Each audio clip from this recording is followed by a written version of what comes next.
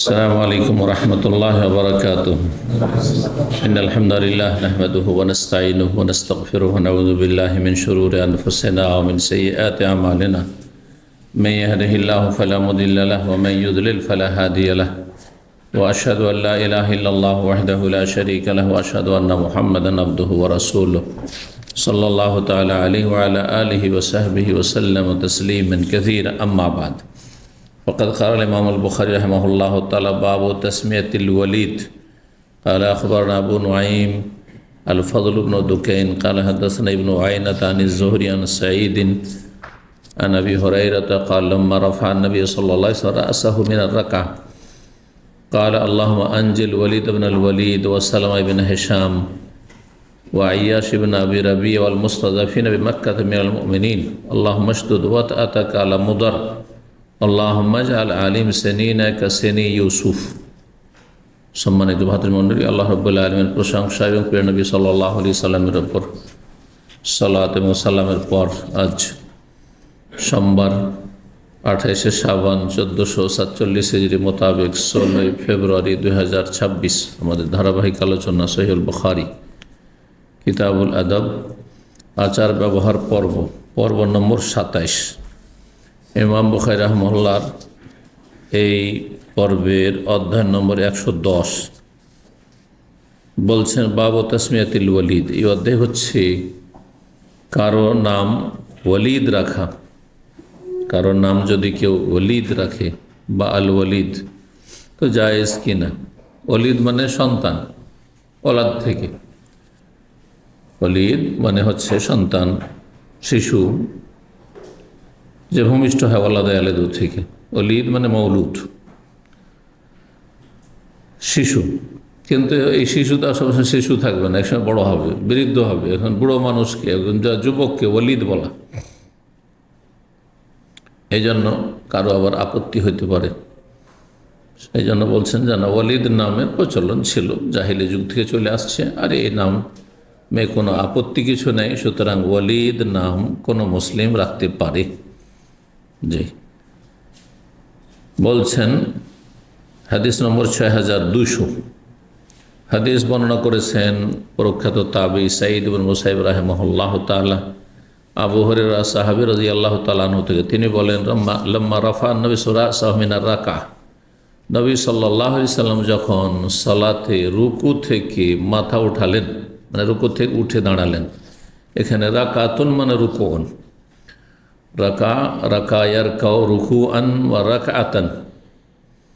রাকাত আমরা বাংলা ভাষায় সাধারণত বুঝি, প্রসিদ্ধ অর্থ এটি যে এক রাকাত, যে রাকাতে একটা কিয়াম রয়েছে, একটা রুকু আছে, আর তারপরে তাতে কওমাও আছে, তারপরে দুটো সিজদা আছে। এর নাম হচ্ছে এক রাকাত। কিন্তু রাকা ইয়ারকাউ রাকআতান রুকুআন, আর রাকা ইয়ারকাউ মানে রুকু করা, ঝুঁকা। এক রাকাতকে রাকাতের জন্য বলা হয়েছে, তাতে মানুষ ঝুঁকে থাকে, একবার রুকু করে থাকে, সেই জন্য রাকাতের নাম রাকাত। তো রাকাতুন শব্দটি মাসদার রাকায়ার কাউ থেকে। কখনো কখনো রাকাতুন মানে এক রাকাত নয়, বরং রুকু মানে আদরাকা রাকাতা ফাকাদ আদরাকা সলা, মানে যে ব্যক্তি রুকু পেল সে সলাৎ পেয়ে গেল। যে এটি অর্থ করা হয়েছে। তো এক কথায় রাকাত মানে দুটো অর্থ হয়, এক রাকাতও হয়, আবার রুকুর অর্থ হয়। তো মাথা যখন উঠালেন রুকু থেকে, এটা অর্থ এখানে ফিট হবে। কিন্তু এবার রাকাত থেকে মাথা, রাকাত থেকে আবার মাথা কিসের উঠায়, বুঝতে পেরেছেন না? সেই জন্য রুকুর অর্থ করলাম। আর কুনুত পড়া হয় রুকু থেকে উঠে, হ্যাঁ, রাকাত থেকে উঠে না। রাকাত থেকে দ্বিতীয় রাকাতে দাঁড়ালেন, তখন কুনুত করবেন নাকি? নবী সাল্লাল্লাহু আলাইহি ওয়াসাল্লাম কুনুতে নাজেলা করেছিলেন যাতে মুমিনদের মুক্তির জন্য, যারা অসহায়, দুর্বল, নির্যাতিত, তাদের মুক্তির জন্য দোয়া করেছিলেন, এবং কাফের জালেমদের ধ্বংসের জন্য দোয়া করেছিলেন, যেটিকে কুনুতে নাজেলা বলা হয়। বালা মুসিবত নেমে আসলে যে কুনুত করা হয় তার নাম কুনুতে নাজেলা। নাজেলা মানে হ্যাঁ হ্যাঁ কোনো কিছু নেমে আসা, বালা মুসিবত মুসলিমদের উপর নেমে আসে। কালা এই দোয়াটি বলেছিলেন কুনুতে নাজিল, আল্লাহুম্মা আনজিল ওয়ালিদ ইবনুল ওয়ালিদ, হে আল্লাহ ওয়ালিদের সন্তান ওয়ালিদকে তুমি মুক্তি দাও। এই ওয়ালিদ অসহায় মুসলিম যে বন্দী ছিল মক্কার কাফেরদের হাতে এবং তার জুলম অত্যাচার চলছিল। তার বাপের নাম ওয়ালিদ ছিল, বাপ বেটা দুজনের নাম ওয়ালিদ ছিল। আর তো সেটা হয়তো এখনও কোনো ব্যাপার না এটা, কিন্তু আমাদের সমাজে হ্যাঁ, আপনার ভাইয়ের নাম যদি, চাচাতো ভাইয়ের নামও যদি একটা থাকে আর আপনি ছেলের নাম রাখেন, আর নাম পেল না, হ্যাঁ ওই ঘরেই একটা নাম আছে রেখে দিল। আপনার একটা ভাগিনার নাম যদি থাকে, ভাগির নাম থাকে, আর আপনি ছেলেমেয়ের নাম রেখে দেন, ওটাও আমাদের দেশে আপত্তিকর। তো আসলে দিনের জ্ঞান না থাকার কারণে।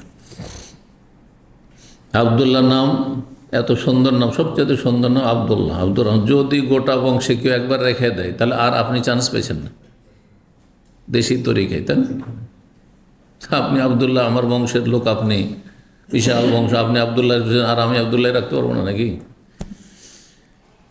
ও সালমা ইবনে হেশাম, এবং হেশামের সন্তান সালমাকে তুমি রেহাই দাও, মুক্তিদান করো কাফেরদের কবল থেকে, জালেমদের কবল থেকে। ও আইয়াস বিন আবু রাবিয়ার সন্তান আইয়াস, এরা সবাই মুসলিম, অসহায়, নির্যাতিত, মজলুম ছিলেন মক্কায়।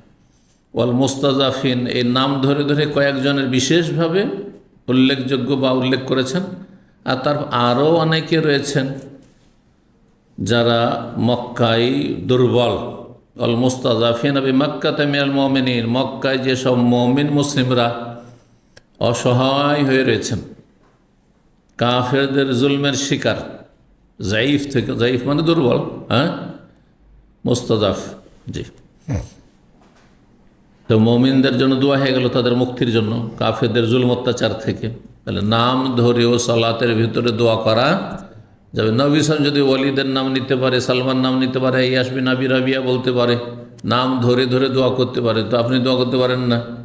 কেউ যদি কোনো মজলুম হয় সারা বিশ্বের যে কোনো জায়গায়, আর বিশিষ্ট ব্যক্তি তার নাম সহ জানেন, তো আল্লাহ তাকে মুক্তি দান করে, বলতে পারেন না? নাম ধরে সালাতের ভিতরে নাম ধরে দোয়া করা যেতে পারে, সালাতের ভিতরে নাম ধরে বদ্ধ করা যেতে পারে, সালাতের ভিতরে নাম ধরে বদ্ধ করা যেতে পারে, জি। দেখেন আসছে বদুয়া, আল্লাহ মাসদুদ ওয়া তাআতাকা আলা মুদার, আল্লাহ মোজার বংশের ওপর তোমার পাকড়াওকে কঠিন করো, মানে শক্তভাবে তাদেরকে পকড়াও করো, ধরো, শক্তভাবে তাদেরকে ধরো। আল্লাহুম্মা জাআল আলাইহিম সিনিন, এবং তাদের উপর দুর্ভিক্ষ নামিয়ে দাও বা চাপিয়ে দাও, তাদের উপর দুর্ভিক্ষ। সিনিন সানাতুন, সানাতুন মানে বছরও হয়, হ্যাঁ, ওর বহু বচন সিনিন বা সানাওয়াত। আর সানাতুনের বহু বচন যখন সিনিন হবে তখন দুর্ভিক্ষ তার মানে হয়, জি। মানে এমন বছর এদের উপর যেন আসে যেই বছরগুলিতে কী হয়, মানুষ, হ্যাঁ, যার খাদ্যের এত বেশি অভাব হয় যে মানুষ অনাহারে মারা যায়।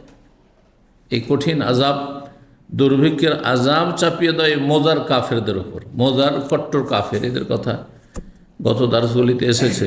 যখন আব্দুল কায়েসের গোত্র, হ্যাঁ, রাবিয়া বংশের আব্দুল কায়েসের গোত্র, এরা ইসলাম কবুল করেছিলেন আল-হাসা এলাকায়, এরা মদিনায় যাবেন নবী সাল্লাল্লাহু আলাইহি ওয়াসাল্লামের সাথে দেখা করতে, কিন্তু যে কোনো সময় যেতে পারছেন না একমাত্র হারাম মাস ছাড়া, কারণ সামনে নাজদ এলাকায় এই মোজার বংশ বসবাস করত, বিশাল বংশ, তার চারিদিকে তারা ছড়িয়ে ছড়িয়ে ছিল। এরা যদি জানতো যে কেউ মুসলিম হয়েছে আর যাচ্ছে মদিনায়, তাহলে তাদেরকে হত্যা করত। এই জন্য তারা কি বলেছিলেন যে ইন্না লা নাসিলু ইলাইকা ইল্লা ফি শাহরিল হারাম, সম্মানিত মাস, হারাম মাস ছাড়া আর আপনার কাছে ইয়া রাসূল আসতে পারি না, সুতরাং আমাদের কিছু সংক্ষিপ্ত দিক নির্দেশনা দেন, আমরা নিজের আমল করব, আমাদের পেছনে যাদের বংশধরকে ছেড়েছি তাদেরকে সেদিকে আহ্বান করব। এ মোজার কট্টর বংশ ছিল, বিশাল বংশ, তার শাখা প্রশাখা অনেক গোত্র ছিল, আছে। আল্লাহুম্মা জাআল আলাইহিম সিনিন কাসিনি ইউসুফ, আল্লাহ তাদের ওপর দীর্ঘ অনেক বছরের দুর্ভিক্ষ চাপিয়ে দাও, কাসিনি ইউসুফ, ইউসুফ আলাইহিস সালামের যুগের দুর্ভিক্ষের মতো। ইউসুফ আলাইহিস সালামের যুগে কত বছর দুর্ভিক্ষ ছিল? 7 বছর। 7 বছর দুর্ভিক্ষ ছিল। এর সমাধানের জন্য পরিকল্পনা, প্ল্যান কে দিয়েছিলেন? ইউসুফ আলাইহিস সালাম। এই জন্য তাকে দেশের খাদ্যমন্ত্রী আজকালকার ভাষায় বলা যেতে পারে, হ্যাঁ, যে বানিয়ে দিয়েছিল তখনকার যুগের রাজা। জি, মিশর রাজা। আমাদের দেশের মানুষরা কিন্তু অনেকে মনে করে যে ইউসুফ আলাইহিস সালামই মিশরের রাজা ছিলেন। অধিকাংশ লোকের এটা ভাবে, তাই না? কিন্তু তথ্যটি ভুল। আজিজ মিশর, আজিজ বলা হয়তো যার কাছে অর্থ দপ্তর থাকত বা খাদ্য দপ্তর থাকত। যেমন আজকাল ফাইন্যান্স মিনিস্টার আছে, ফুড মিনিস্টার আছে, ইত্যাদি। এসব ওয়াজিরুল মালিয়া বেরকে বলা হচ্ছে আরব দেশে। আর মিশরের শাসক, যার কাফেরদের মধ্যে যারা শাসক ছিল তাদেরকে সবকে ফেরাউন বলা হতো। ফেরাউন কোনো একজন কাফেরের নাম না। প্রাচীন যুগে যারা মিশরের রাজা হইতো তাদের কি বলা হইতো? ফেরাউন বলা হতো। যেমন ভারতের যে কোনো ব্যক্তি যখন রাজতন্ত্র ছিল, রাজা হইতো, তখন তাকে রাজা বা মহারাজা বলা হইতো। মহারাজা ঠিক ওইরকম ফেরাউন। 111 নম্বর। এখানে যে কথাটি আমরা অধ্যায়ের সাথে দেখাতে চেয়েছি ইমাম বুখারী রাহিমাহুল্লাহ, সেটা হচ্ছে যে ওয়ালিদ বিন ওয়ালিদ, ওয়ালিদ নাম রাখা জায়েজ। ওয়ালিদ মানে শিশু, ওয়ালিদ মানে সন্তান।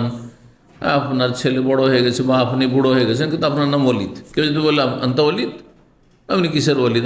ওয়ালিদ মানে তো শিশু, ওই জন্য নাম ছিলাম একসময়, জানো, অসুবিধা নেই নাম রাখতে।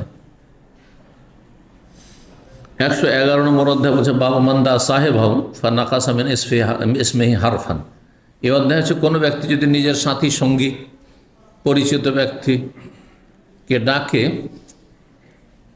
আপনি ডাকছেন তার নাম ধরে, ফানাকাসামিন ইসমেহি হারফান, এবং ডাকতে গিয়ে সম্বোধন করতে গিয়ে তার নামের কোনো একটি অক্ষরকে যদি কমিয়ে দেয় তো জায়েজ কিনা, যেটাকে আরবি ভাষায় তারখিম বলা, হালকা করে দাও। লম্বা নাম ভারী লাগছে, হ্যাঁ, ওইটাকে শর্ট করে দিল। এটা কিন্তু আমাদের ভাষাতে আছে, অনেক বেশি আছে। যাকে আপনি ডাকছেন সে যদি মাইন্ড না করে, কষ্ট না পায় তো জায়েজ। বরং আদর স্নেহ করে বলা, যদি এটাতে আদর স্নেহ প্রকাশ পায় তো ভালো। হ্যাঁ, যেমন আবু হুরায়রাকে নবী সাল্লাল্লাহু আলাইহি ওয়াসাল্লাম হির বলেছেন, আবু হির। জি, এইভাবে। আয়েশা কি আয়স, আয়েশ বলেছেন, আয়েশ। এখন কেউ যদি বাবুলকে বলে বাবু, তো বলা জায়েজ কি না? জায়েজ, জায়েজ। আমাদের সমাজে আছে মেয়েদের নাম ফাতেমাকে ফাতু, হ্যাঁ বলছে না, সোমাইয়াকে সোমু বলছেন কি না? উদাহরণ দেখো, এরকম মেলা উদাহরণ। তখন এই দুটো দেখে মেলা উদাহরণ পাবেন যে আপনারা কি করছেন, আদর করে সংক্ষেপ করে দেওয়া, আবার শেষ দিক থেকে একটি দুটি অক্ষরকে কমিয়ে কাউকে ডাকা। জি, জায়েজ রয়েছে। আবু হুরায়রা রাদিয়াল্লাহু তাআলা আনহু থেকে একটি হাদিস বর্ণিত হয়েছে, তিনি বলছেন কাল আলী নবী সাল্লাল্লাহু আলাইহি ওয়াসাল্লাম একবার আমাকে বলে ইয়া বাহির, দুধ পান করাচ্ছিলেন, প্রচণ্ড ক্ষুধার্ত সব ছিলেন। নবী সাল্লাল্লাহু আলাইহি ওয়াসাল্লাম বলছেন পান করো, পান করে বলছি ইয়া রাসূলুল্লাহ হয়ে গেছে। বলছে ইয়া বাহির, আরো আরো। বলছে এত পান করেন নবী সাল্লাল্লাহু আলাইহি ওয়াসাল্লাম যে আমার একবারে এইখান পর্যন্ত পৌঁছে গেছে, হ্যাঁ, কণ্ঠনালী পর্যন্ত। আবাহির বলেছিলেন হুরায়রাকে। তাহলে শুধু একটি অক্ষর শুধু কমাননি, হুরায়রাতুন, শুধু হির, হারা বলেছেন, ইয়ারা আর গোলতা, তিনটি কমানো হয়েছে, তিনটি কমিয়েছেন। কমপক্ষে একটি দুটি তিনটি কমিয়ে শেষ দিক থেকে কেউ যদি কাউকে ডাকে আর সেই তাতে কষ্ট না পায় তাহলে জায়েজ। কিন্তু অনেকে তার নামটা আপনি বিগড়ে দিলেন, বিকৃত করলেন, কষ্ট পাবে। বিশেষ করে যদি আপনার সাথে খাতির না থাকে, আপনার কি অধিকার যে যার সাথে মেয়ে হয়তো মুখ চিনা শুধু আছে আর ওকে আপনি নাম বিগড়ে ডাকবেন। হ্যাঁ, এখন যেমন একজনের নাম হাবিব, আর যদি ওখানে হবু আর খাতির নেই তার সাথে, তো স্বাভাবিক ও মাইন্ড করে নেবে, কষ্ট পাবে, তো জায়েজ হবে না তখন।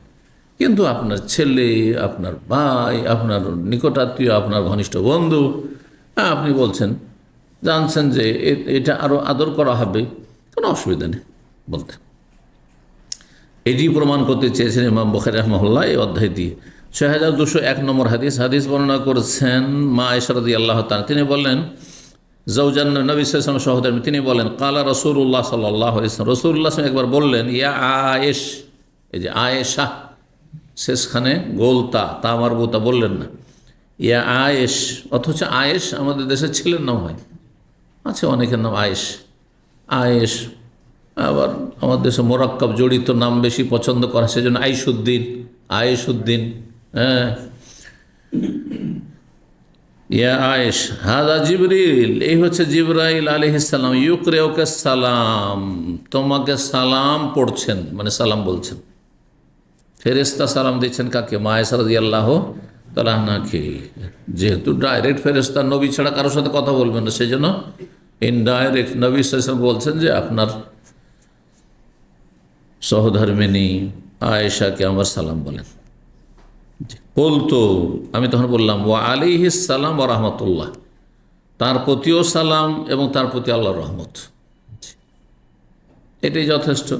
কেউ যদি সালাম বহন করে নিয়ে আসে, কিন্তু অন্য হাদিস দ্বারা প্রমাণিত যে যেই ব্যক্তি বহন করে নিয়ে আসলো সালাম আপনার কাছে, মানে পৌঁছালো, তাকেও যদি সালাম বলেন তো বেশি ভালো।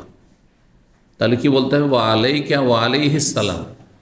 কেউ যদি বলে যে শেখ আপনাকে অমুক সালাম বলেছেন, তো অমুক ও আলাইহে তার ওপর, হ্যাঁ, আর যে সালামটা নিয়ে এসে দিল আলাইকা তোমার উপর, ও আলাইকা ও আলাইহিস সালাম, তোমার প্রতিও এবং তার প্রতিও সালাম। এটি হচ্ছে বেশি ভালো। কিন্তু কেউ যদি বলে দে ও আলাইহিস সালাম, চলবে। ও আলাইহিস সালাম, তাকে সালাম, যেহেতু সালাম তার পক্ষতে, আপনার পক্ষতে নয়, সুতরাং এমন কোনো জরুরি বিষয় নয় যে আপনাকে আমাকে সালাম বলতে হবে, যেহেতু আপনি বহন করে নিয়ে এসছেন। যে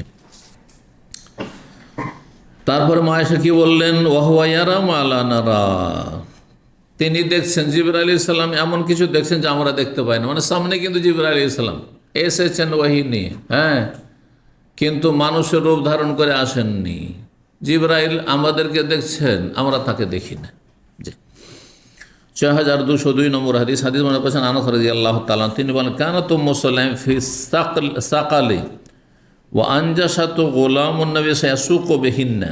নবী সাল্লাল্লাহু আলাইহি সাল্লাম কোনো জিহাদের সফরে ছিলেন, আর উম্মু সুলাইম রাদিয়াল্লাহু তাআলা আনহাও ছিলেন, আনাসের মা, আবু তালহা আনসারীর স্ত্রী রাদিয়াল্লাহু তাআলা আনহা। তো বলছেন যে উম্মু সুলাইম, আনাস বলছেন তার মা সম্পর্কে, যে আমার আম্মা উম্মু সুলাইম ছিলেন ফি সাকাল। সাকাল সাকিলুন থেকে, সাকিলুন মানে হ্যাঁ ভারী, খাফিফুন হালকা, সাকিলুন মানে ভারী। তো ভারী মানে বোঝা, বোঝা ভারী হয়, তো সাকাল বলা হয় এমন অস্ট্রিগুলিকে, যে অস্ট্রি হচ্ছে মালবাহী, হ্যাঁ, সফরের সামগ্রী বহনকারী অস্ট্রি। তো উম্মে সুলাইম রাদিয়াল্লাহু তাআলা আনহা সেই উটের পিঠে ছিলেন যেই উটগুলি সফরের সামগ্রী বহনকারী ছিল। এটা হচ্ছে এর অর্থ। তাহলে সফরে উট হয়তো দুই রকম, যেমন ট্রেনের মতো, কিছু মালগাড়ি আর কিছু প্যাসেঞ্জার গাড়ি, বল না? জি। ও আনজাসা তো গোলামুন নবী, আর আনজাসা নবী সাল্লাল্লাহু আলাইহি সাল্লামের দাস গোলাম ছিলেন। আনজাসা নামক একজন যুবক, তার কণ্ঠ খুব সুন্দর ছিল এবং সে সঙ্গীত গাইতে পারত, আর বিশেষ করে ওট হাঁকানো সঙ্গীত। হ্যাঁ, প্রত্যেক ভাষাতে বিভিন্ন ধরনের সঙ্গীত আছে, সঙ্গীতের মেলা প্রকরণ আছে। বাংলায় তো আছে, যারা সাহিত্য চর্চা করে তারা জানে। আমরা আরবি সাহিত্যে পড়েছি, আরবি সাহিত্যে বিভিন্ন বিভিন্ন ওজনের শের শায়েরি আছে। হ্যাঁ, 16টি ওজন আছে। আমরা একটা সাবজেক্ট পড়েছিলাম, ইলমুল আরুজ বলা হয় ওইটিকে, ওইটা দিয়ে ওজন করা যায়। খেয়াল খুশি আপনি কবিতা বলবেন আর ওইটা আপনার মেনে নেবে, চলবে না, ওরও একটা কায়দা কানুন আছে। এই 16টা ওজনের কোনো একটাতে পড়তে হবে প্রত্যেক ভাষাতে, তাহলে শুনতে ভালো লাগবে। এক লাইন একরকম করে, আর এক লাইনে আর এক রকম করে দিলেন অচল, চলবে না। নাহলে কি করে বোঝা যায় যে সত্যি আপনি কবি নাকি আপনি, হ্যাঁ, কথিত কবি, আসল কবি না।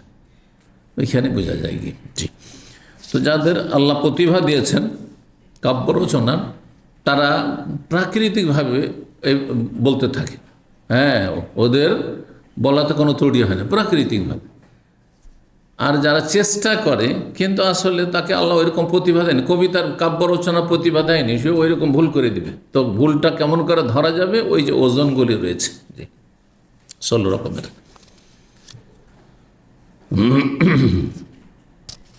বলছেন যে নবী সাল্লাল্লাহু আলাইহি সাল্লামের গোলাম আনজাসা ও সাথে ছিল ইয়াসুকু বিহিন্না, সে ওঁটগুলিকে হুদি নামক সঙ্গী গেয়ে হাঁকাচ্ছিল।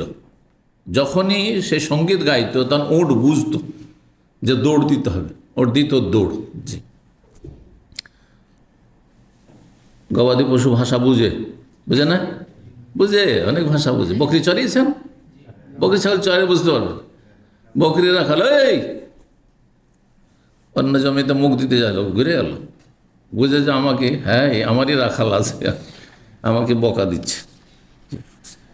ফাকাল নবী সাল্লাল্লাহু আলাইহি সাল্লাম বললেন, ইয়া আনজাস, এই যে আনজাসাকে কি বলেন? ইয়া আনজাস রোয়াইদাকা, একটু ধীর স্থিরে, সৌকাকা বিল কাওয়ারির, কারুরা, এই হাদিসটি রয়ে গেছে। কারুরা মানে হচ্ছে কাঁচ, আর বোতল কাঁচের হয়ে থাকে, এই জন্য বোতলকে কারুরা বলা। হ্যাঁ, কাঁচের মতো নারীদেরকে, হ্যাঁ, বহনকারী উট হাঁকাবার ক্ষেত্রে ধীর স্থিরতা অবলম্বন করো। জি, না হলে এরা পড়ে যেতে পারে। 112 নম্বর অধ্যায় বাবুল কুনিয়াতিল ইসলামী অধ্যায় হচ্ছে কোনো অল্প বয়সী ছেলের উপনাম রাখা, ডাকনাম রাখা। ছোট বাচ্চা এখনও, হ্যাঁ, ছেলের বাপ হয়নি, মেয়ের বাপ হয়নি, আর ওকে যদি বলেন হ্যাঁ আবু আবদুল্লাহ, হ্যাঁ আবু তালেব, হ্যাঁ বলা যাবে না? আবুল কাসেম, এই ছোট থেকে আবুল কাসেম, যেদিন জন্মে সেদিন থেকে কাসেমের বাপ। কথা বলছেন না? জায়েজ আছে। কনিয়াত রাখাও যায়, দুটো, একটা নাম আছে আর একটি কনিয়াত আছে, এটাও জায়েজ।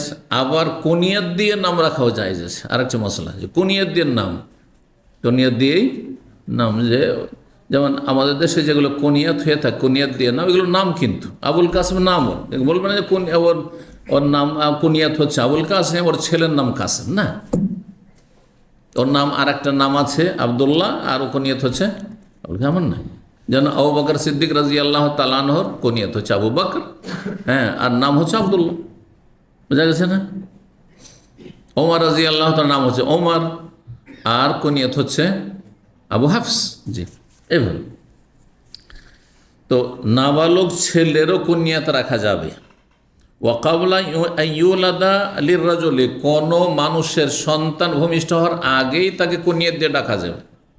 আরব দেশে অনেক আছে, আরবদের মাঝে, হ্যাঁ, এই প্রচলনটা খুব বেশি আছে। এখানে মক্কা মদিনাতে যেসব বার্মাইয়ারা বসবাস করে, এই বার্মাইয়াদের মধ্যে ওই হেফজ করাটা খুব বেশি আছে, হাফেজের সংখ্যা অনেক বেশি।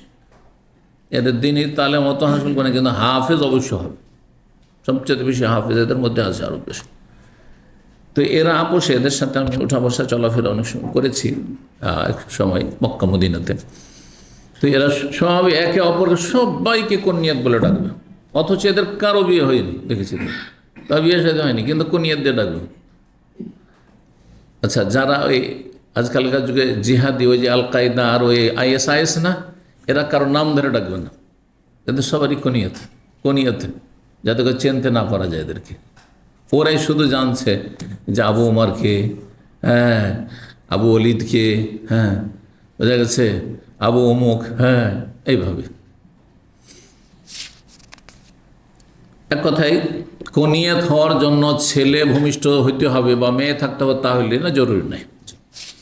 6203 নম্বর হাদিস মনে করছেন আনাস রাদিয়াল্লাহু তাআলা, তিনি বলেন নবী সাল্লাল্লাহু আলাইহি সাল্লাম সম্পর্কে বলছেন, আনাস কানা নবী আহসানান নাস খুলুকান, নবী সাল্লাল্লাহু আলাইহি সাল্লাম চরিত্রের দিক থেকে সবচাইতে সুন্দর মানুষ ছিলেন, মানে সবচাইতে সুন্দর চরিত্রের অধিকারী ছিলেন। ওয়াকান আলী, কেন, কিভাবে তিনি বুঝলেন? অনেক কিছু তো বুঝেছেন, কিন্তু একটি উদাহরণস্বরূপ একটি ঘটনা বলছেন। ওয়াকান আলী এখন ইয়কাউল আবু উমাইর, আমার একটা ছোট ভাই ছিল যাকে আবু ওমার বলে ডাকা, ছোট ভাই, এমনকি সদ্য 2 বছর বয়স হয়েছে, দুধ ছেড়েছে, মায়ের দুধ খাওয়া এখন ছেড়েছে। কালা বর্ণকারী বলছেন আহসে বহু ফাতিমা, কালা মানে ওই আনাস বলছেন যে আমি মনে করি যে সে এই সদ্য দুধ ছেড়েছিল মায়ের। আর দুধ ছাড়ে সাধারণত কোন বয়সে? 2 বছর বয়সে। 2 বছর বয়স সাধারণত, একটু কম বেশি, কেউ আগেই ছেড়ে দেয়, কেউ পরে ছাড়ে। এখানে একটি মশলা জানে রাখেন, 2 বছর পরেও বাচ্চা যদি দুধ খেতে চায় আর মা যদি খাওয়াইতে চায়, জায়েজ, কোনো মাকরুহ নাই।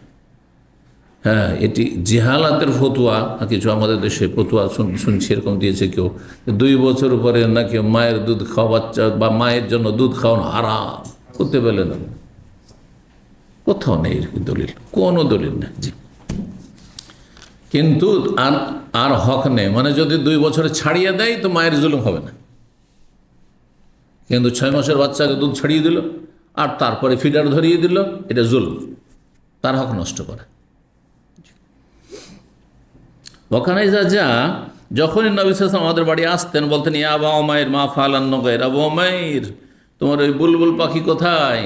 এর আগে হাদিস গিয়েছে, বুলবুল পাখিটি নিয়ে খুব খেলাধুলা করতো আর খুব ভালোবাসতো, এত ভালোবাসতো, মানুষের ভালোবাসা কিন্তু হয়ে যায়।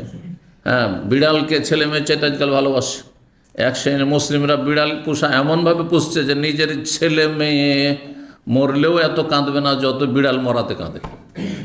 আছে এরকম লোক, জানেন কি না? জি, এগুলো মূর্খামি এগুলো। বিড়াল পোষাতে এত বেশি খরচ করে যে নিজের ছেলে মেয়ের জন্য অত বেশি খরচ করে না, এটা মনে করে যে এটা খুব ভালো কাজ করছে। আর ওর চাইতে ভালো কাজ গরিবকে খাওয়াইলে, এতিমকে খাওয়াইলে, বিধবাকে খাওয়াইলে। কেন ভালো কাজ করা তৌফিক হয় না তোমার? এটা হচ্ছে কাফেরদের সদৃশ্যতা খানিকটা। কাফেররা কুকুরকে নিজের স্ত্রী, নিজের স্বামী, নিজের ছেলে মেয়ে, বাপ মার চাইতে বেশি ভালোবাসে। হ্যাঁ, আর এরা এক শ্রেণীর লোকের আমাদের মুসলিম সমাজে বিয়ে শাদী হয় না, অথবা অবসর টাইম অনেক আছে, আর দিন সম্পর্কে জ্ঞান নেই যে এর চাইতে ভালো নেকির পথ মেলা আছে, সেই নেকিগুলি করি, এই তৌফিক হয় না, তখন মনে করে যে বিড়াল পুষেই জান্নাত নেব। বুঝতে পেরেছেন? অথচ এতিম পুষে জান্নাত পাওয়া, বিধবা পুষে জান্নাত পাওয়া, গরিব মিসকিনের ভরণ পোষণ দিয়ে তাদের দেখাশোনা করে তাদের বাড়ি ঘর করে দিয়ে জান্নাত পাওয়ার আশা করাটা অনেক বেশি ভালো ছিল। বুঝতে পেরেছেন না? খানিকটা তাদের সাথে, কাফেরদের সাথে মিল আছে। এটি না, কখনো আপনি কোনো পশুর আসক্ত হবেন না যে না এটাই করবে একবারে। জি, তো ছোট বাচ্চা ছিল, করেছে। তারপরে ছোট বাচ্চা, আজকাল মহিলাদের যাদের বিয়ে হয় না মুসলিম বিশ্বে, ওরা টাইম পাস করছে বিড়াল নিয়ে, আর না হলে কুকুর নিয়ে। হয় ইসলাম থেকে অনেক দূরে চলে গেছে, যার ফলে ওই ইহুদি নাসারাদের মতো কুকুর নিয়ে টাইম পাস করছে, হ্যাঁ, ওতেই শান্তি খুঁজছে। আর না হলে যদি একটু ইসলামের ধারে কাছে থাকে, কিন্তু জেহালতের সাথে, অজ্ঞতার সাথে, মূর্খামির সাথে, আর পয়সা আছে, তখন বিড়াল পোষায়, অঢেল ধন সম্পদ খরচ করছে। বিড়ালের ফুড নিয়ে আসছে আমেরিকা থেকে, কানাডা থেকে। হ্যাঁ, বুঝতে পেরেছেন? জি, বিদেশ থেকে ফুড নিয়ে আসছে, আর এত পয়সা খরচ করছে। বিনা বাড়িতে বলছি যে একটা ছেলে মানুষ করে এত পয়সা খরচ হবে না সাধারণ পরিবার একজন মানুষের। এগুলো নাজায়েজ কাজ, এগুলো অপচয়, এগুলো শয়তানের ভাইয়ের কাজ। এগুলো মা ফালান নগায়ের, বুলবুল পাখিটি কি হয়েছে? বুলবুল পাখিটি মারা গেছিল, মরে গেছে। নগায়ের বলছেন আনাস যে নগায়ের একটি পাখি, কানাই আল্লাহ বেহি, আমার ভাই আবু উমাইর ওটা নিয়ে খেলাধুলা করত। তো নবী সাল্লাল্লাহু আলাইহি ওয়াসাল্লাম একদিন, প্রতিদিন প্রায় দেখতেন যে এরকম বাচ্চাটি খেলা করে পাখিটা নিয়ে, আর তারপরে হঠাৎ করে মরে গেছে। তখন খুব মন খারাপ, ছোট বাচ্চা, 2 বছর 2 বছর বাচ্চা, মন খারাপ খুব। তাকে দেখে এই কথাটি বলেছেন, আবু উমাইর তোমার বুলবুল কই? ফারুব্বা মাহাজার সালাত, কখনো কখনো সালাতের সময় চলে আসতো, ওহফি বাইতেন, আমাদের বাড়িতেই থাকতেন। ফায়ামর বিল বেসাতে, তারপরে একটি পাটি বিছিয়ে দিতে বলতেন। আল্লাযী তাহতাহু, বাড়ির নিচে সে পাটিটি রাখা ছিল। তো দীর্ঘ সময় বিছানোর কারণে তাতে ধুলো বালি একটু ময়লা হয়ে যেত, কালো হয়ে গেছিল, পুরানো, যার ফলে সেটাকে একটু পরিষ্কার করার প্রয়োজন হতো। ফাইউক নাসো, সেটাকে পরিষ্কার করে দেওয়া হতো। ওয়ুন দাহ, কীভাবে? তার উপর পানি ছিটিয়ে, যেগুলো আমাদের দেশে ওই তাল পাতা, খেজুর পাতার ওই চাটাই পাটিগুলো থাকে না, একটু ময়লা টয়লা হলে ওর পানি ছিটিয়ে দেন, আর পানি ছিটিয়ে ওর মুছে দেন, পরিষ্কার হয়ে যাবে। তো ঠিক ওই রকম এটা পুরোনো যুগ থেকে চলে আসছে। ইয়ন দাও, পানি ছিটিয়ে দেওয়া হয়, তার পরিষ্কার করা হয়। সুম্মা ইয়াকুমা, তারপরে ওতে দাঁড়াতেন নবী সাল্লাল্লাহু আলাইহি ওয়াসাল্লাম, নাকুমু খালফাহু। আনাস বলছেন আমরা বাড়ির কচি কাচারা নবী সাল্লাল্লাহু আলাইহি ওয়াসাল্লামের পেছনে আমরা দাঁড়িয়ে যেতাম, ফায়ুসাল্লিবেন, আমাদেরকে সালাত পড়াইতেন।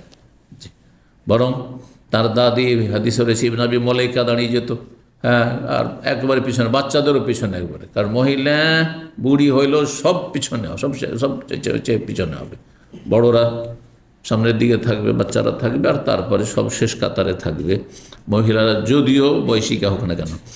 113 নম্বর অধ্যায় বলছে বাবু তাকান্নি আবি তোর। এই অধ্যায় হচ্ছে কারো কুনিয়াত, ডাক নাম আবু তোরাব রাখ, মাটির বাপ। আবু তোরাব মানে ধুলোর বাপ, তোরাব মানে ধুলো, ধুলো মাটি। ওয়াইন কানা তাহলে কুনিয়াতুল খার, যদিও তার অন্য উপনাম থাক না কেন, ডাক নাম, তাহলে ডাক নাম একাধিকও রাখা যাবে, ডাক নাম একাধিক রাখা যাবে। দলিল আলী রাদিয়াল্লাহু তাআলা আনহু, আলী রাদিয়াল্লাহু তাআলা আনহুর কুনিয়াত ছেলের নামে আবুল হাসান ছিল, বড় ছেলে হাসান, আবুল হাসান, অথচ হাসান তখন ভূমিষ্ঠ হয়ে গেছিল। তারপরে নবী সাল্লাল্লাহু আলাইহি ওয়াসাল্লাম তাকে আবু তোরাব বলে ডেকেছেন, এবং আবু তোরাব দিয়ে কেউ ডাকলে তারপর থেকে, যেহেতু নবী সাল্লাল্লাহু আলাইহি ওয়াসাল্লাম এই নামটি দিয়েছিলেন, ডাক নামটি, এটাতে বেশি খুশি হতেন আলী রাদিয়াল্লাহু তাআলা আনহু, যে নবী সাল্লাল্লাহু আলাইহি ওয়াসাল্লামের দেওয়া নাম। জি, 6204 নম্বর হাদিস, হাদিস মুহাম্মদ সালিম বিন সাদ রাদিয়াল্লাহু তাআলা আনহু, তিনি বলেন, ইন কানাত আহাব্বা আসমাই আলী রাদিয়াল্লাহু আনহু ইলাইহি আবু তোরাব। আলী রাদিয়াল্লাহু তার নামগুলির মধ্যে সবচেয়ে প্রিয় নাম ছিল তার কাছে এলাইহি, তার কাছে, মানে তার নিকটে, আলীর কাছে আবু তোরাব নামটি, এটা তার কাছে সবচেয়ে প্রিয় নাম ছিল। কেউ যদি আলী বলে ডাকতো, কে আবুল হাসান বলে ডাকতো, কে আবু তোরাব বলে ডাকতো, আবু তোরাব বলে বেশি খুশি হতেন তিনি। ওয়াইন কানা লা ইয়াফরাহু আন নাদওয়াহা, আর তিনি খুশি হতেন, ওয়াইন মানে ইন্নাহু ছিল, আসলে মুখাফফাফ হয়েছে, আরবি গ্রামার বলছি, ইন মানে যদি নয়, এখানে মানে ইন্নাহু, কথা হচ্ছে যে তিনি অত্যন্ত খুশি হতেন, আন্নাদুয়াহা, আমরা যদি তাকে আবু তোরাব বলে ডাকতাম, তাহলে এই কুনিয়তের সাথে, নাদুয়াহা মানে নাদু হো বেহাজিল কুনিয়া, এই ডাকনাম দিয়ে ডাকলে, মানে আবু তোরাব বলে ডাকলে। কেন? অমাসাম্মাহ আবু তো ইল্লান নবী, কারণ তার ডাক নাম দিয়েছিলেন আবু তোরাব নবী করিম সাল্লাল্লাহু আলাইহি ওয়াসাল্লাম। ঘটনা কি ছিল? বলছে একদিন গাযাবা ইয়াওমান ফাতেমাতা, আলী রাদিয়াল্লাহু তাআলা ফাতেমা রাদিয়াল্লাহু তাআলা নাহাকে রাগিয়ে দিয়েছেন, বা একটু রাগারাগি হয়েছে, স্বামী স্ত্রী একটু রাগারাগি হয়েছে। তাহলে স্বামী স্ত্রীর রাগারাগি হওয়াটা এমন কোনো খারাপ চরিত্রের প্রমাণ বহন করেন না, হইতেই পারে, একসাথে থাকলে মনোমালিন্য হইতেই পারে, ভুল বুঝাবুঝি হইতে পারে, সময় কোনো ব্যাপার না এটা।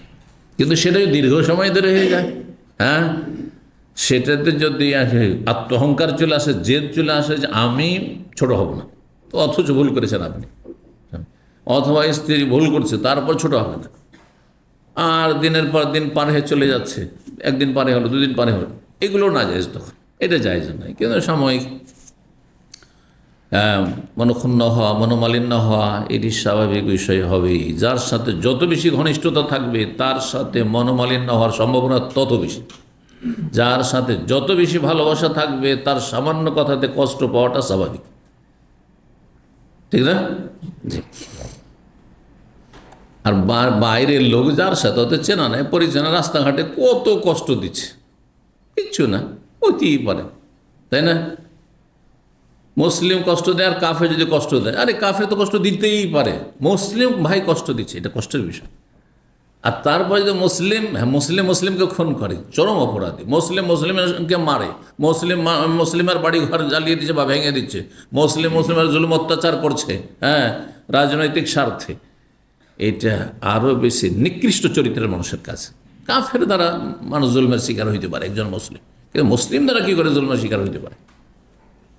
তারপরে সেটা যদি আপনার প্রতিবেশী হয়, গ্রামবাসী হয়, তারপর যদি আপনার আত্মীয় হয়, ঘনিষ্ঠ নিকট আত্মীয় হয়, যত বেশি কাছের হয় তত বেশি কষ্ট হয়ে যাবে সামান্য কথাতে। জি, আল্লাহ হিদায়াত দান করুন আমাদের মুসলিম জাতিকে। তো একদিন ফাতেমা রাদিয়াল্লাহু তাআলা আনহা আর সাথে তার রাগারাগি হয়েছে। ফাখা রাজা, তিনি রাগ করে বাড়িতে বেরিয়ে চলে গেছেন, যদি রাগ হয় তাহলে খুব বেশি তো বাড়িতে একটু বেরিয়ে যান। কিসের জন্য? মাথা ঠান্ডা করার জন্য, রাগটাকে ঠান্ডা করার জন্য। গরম হয়ে আছেন তো, সামনাসামনি থাকলে কি জানি ফের হয়তো একটা কথা বলবে, হ্যাঁ ফের তখন আপনি ওর চাইতে শক্ত কথা বলে দেবেন। এতে কি হবে? আরও মেজাজ গরম হইতে পারে। তো মেজাজটা ঠান্ডা করার জন্য একটু চলে যান। সবচেয়ে ভালো জায়গা মসজিদ। হ্যাঁ, বাজারে গিয়ে মেজাজ ঠান্ডা হওয়ার সম্ভাবনা কম, কারণ ওখানে মানুষ শয়তানও আছে, জিন শয়তানও আছে, বুঝছেন না? জিন শয়তান বাজারে বেশি আছে, তো ওসওয়াসা দিচ্ছে, বাদ দেয় আরেকটা বিয়ে কর, হ্যাঁ দে 3 তালাক একই সাথে, বুঝতে পারেন না? শয়তান লেগে আছে, কিন্তু খুশি হবে। মানুষ শয়তান, মনটা খারাপ করে দাঁড়িয়ে আছেন, হ্যাঁ এই শিকড় ভিড়ে, আর একজন পরিচিত মানুষ বা একাধিক পরিচিত মানুষ এসে বলছে, ভাই কী ব্যাপার, মনটা এত খারাপ কেন? আর বলিয়েন না ভাই, বাড়িতে জাহান্নাম, আমার স্ত্রী জাহান্নাম করে দিয়েছে। মানুষ শয়তান, এইরকম জাহান্নামে কেন থাকবেন আপনি? দেন, তাড়িয়ে দেন, এখনই দেন তালাক। হতে পারে না, পারে না? হ্যাঁ, অনেক দুশ্মন আছে, ও সুযোগের সন্ধানে আছে, বুঝতে পারছেন না? কিন্তু মসজিদে আসলে ভালো মানুষ কি পাবেন? ওরা আপনার হিতাকাঙ্ক্ষী হবে। সেখানে ফেরেশতা আছে, শয়তান নেই, বুঝতে পারছেন না? শয়তান চান্স কম পাবে সেখানে। তারপর সেখানে আসলে আপনি একটু নেক কাজ করবেন, হ্যাঁ জিকির আজকার করবেন, না হয় কোরআন তেলাওয়াত করবেন, না হয় সালাত পড়বেন, হ্যাঁ বিভিন্ন দিক থেকে কি মেজাজটা তাড়াতাড়ি ঠান্ডা হয়ে যাবে। জি, তো তিনি মসজিদে এসেছেন, বলছেন ফাজতাজা ইলাল জেদারি ফিল মাসজিদ, মসজিদের দেয়ালে হেলান দিয়ে তিনি শুয়ে পড়েছেন, ঘুম চলে এসছে। নবী সাল্লাল্লাহু আলাইহি সাল্লাম ফাতেমার ঘরে গিয়েছেন, গিয়ে দেখছেন আলী নেই। জিজ্ঞেস করলেন, আলী কোথায়? বলছে জানি না, বাড়ি থেকে কোথাও বেরিয়ে গেছে, একটু রাগ করে বেরিয়ে গেছে। হ্যাঁ, দেখি তাহলে খোঁজ করে আসে। জি, তাহলে শ্বশুর শাশুড়ি এই চরিত্রের হইলে হবে না যে আমার মেয়ের সাথে রাগারাগি করছে, আমার মেয়েকে কষ্ট দিয়েছে, চল, হ্যাঁ আমার বাড়ি খাবার দাবার কোনো অসুবিধা নেই, কোনো অভাব আছে, হ্যাঁ এত আদর স্নেহ করে মানুষ করেছি, চল রাখবো না। এটা বদ চরিত্রের লোকের কাজ, এরা সংসার নষ্ট করে এই ধরনের শ্বশুর শাশুড়িরা। জি, নবী সাল্লাল্লাহু আলাইহি ওয়াসাল্লামের ভূমিকা কি? গেলেন জামাইয়ের কাছে, শ্বশুর হয়ে জামাইকে খুঁজতে খুঁজতে জানলেন যে মসজিদ আছে, মসজিদে চলে গেছে, ঘুমিয়ে আছে, কি উঠাইল, কম আবার তোরা, যেহেতু শরীরে একটু ধুলো লেগে গেছে, হ্যাঁ তো ওই ধুলো ঝাড়ছেন জামাইয়ের শরীর থেকে।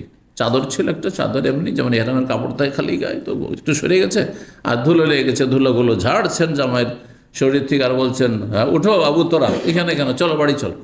জি, বাড়ি চলো, খুশি হয়ে গেল। এইরকম চরিত্র হওয়া উচিত মানুষের। মানুষকে হ্যাঁ কাছাকাছি করার চেষ্টা করবে, মেলাবার চেষ্টা করবেন, ফাটল ধরাবার ক্ষেত্রে কখনো যেন আপনার এইরকম অসৎ ভূমিকা না থাকে। তো বলছেন যে নবী সাল্লাল্লাহু আলাইহি ওয়াসাল্লাম আসলেন সেখানে, ইয়াতবাহু, তার অনুসরণ করে কোথায় গেছে খোঁজ নিতে নিতে জানতে পারলেন যে মসজিদে যাবো, চলে আসে। ফাকালা হুয়া যা মুজতাজন, লোকেরা বললেন যে এই যে শুয়ে আছে মহফিল যে দাঁড়ে দেয়ালে হেলান দিয়ে।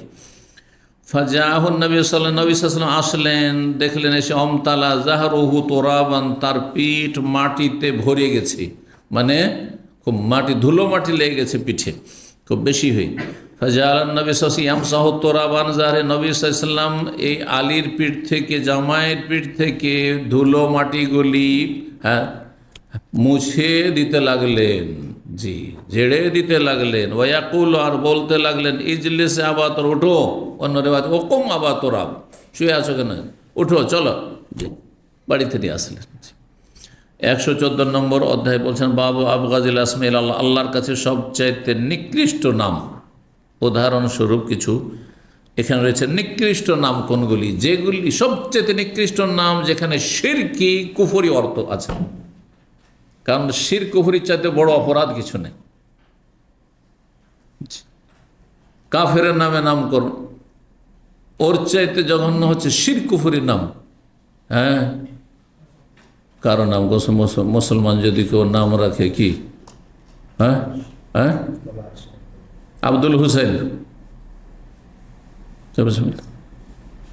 তা আব্দুল মোস্তফা, আব্দুল নবী, আব্দুর রসুল, এর নামগুলি আছে বেরলবি মাজার পূজারীদের মধ্যে, এই নামগুলি আছে। কিন্তু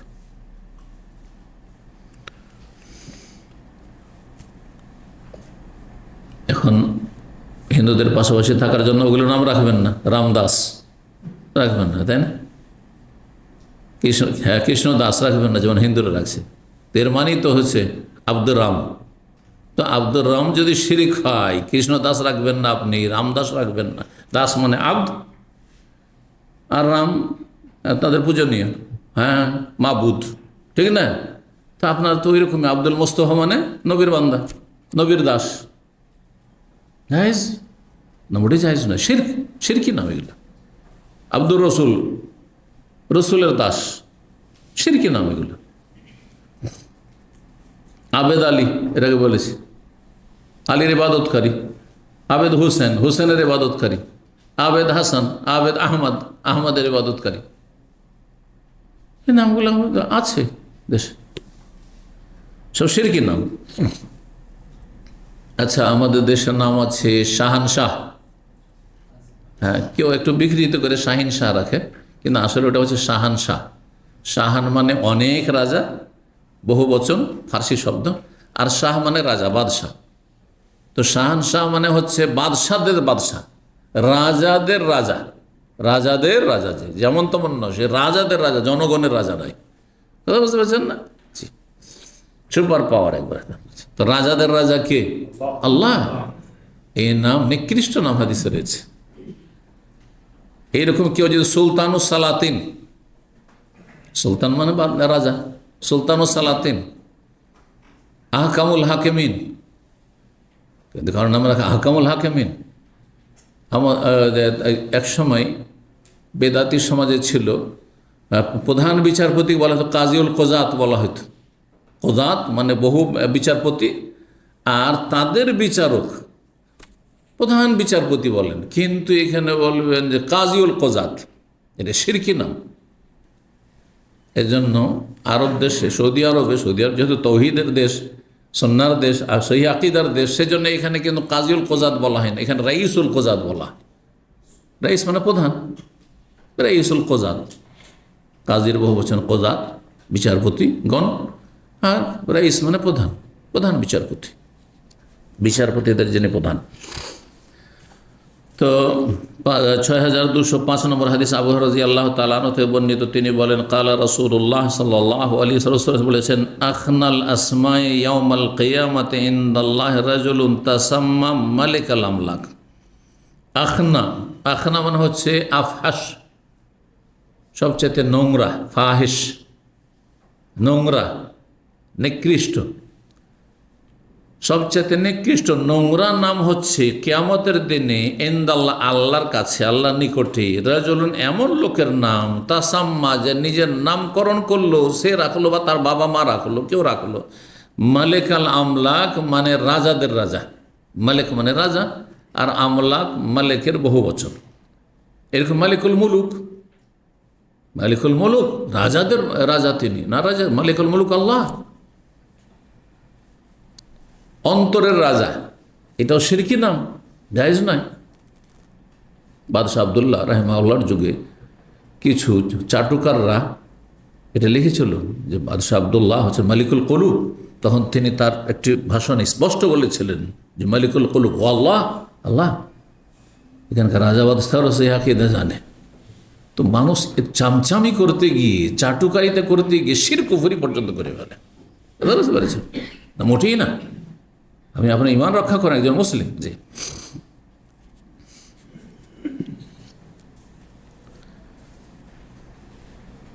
বাংলাদেশে যেমন একসময় যখন কেউ শক্তিধর ছিল, তখন তাকে জান্নাতের সার্টিফিকেট দিয়ে দিল।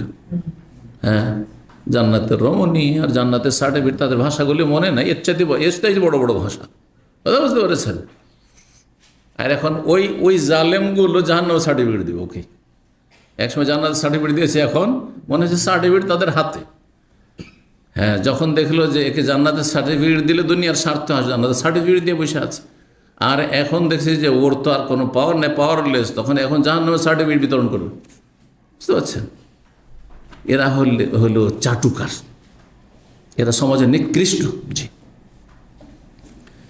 6206 নম্বর হাদিস বর্ণনা করছেন আবু রাদিয়াল্লাহু তাআলা আনহু।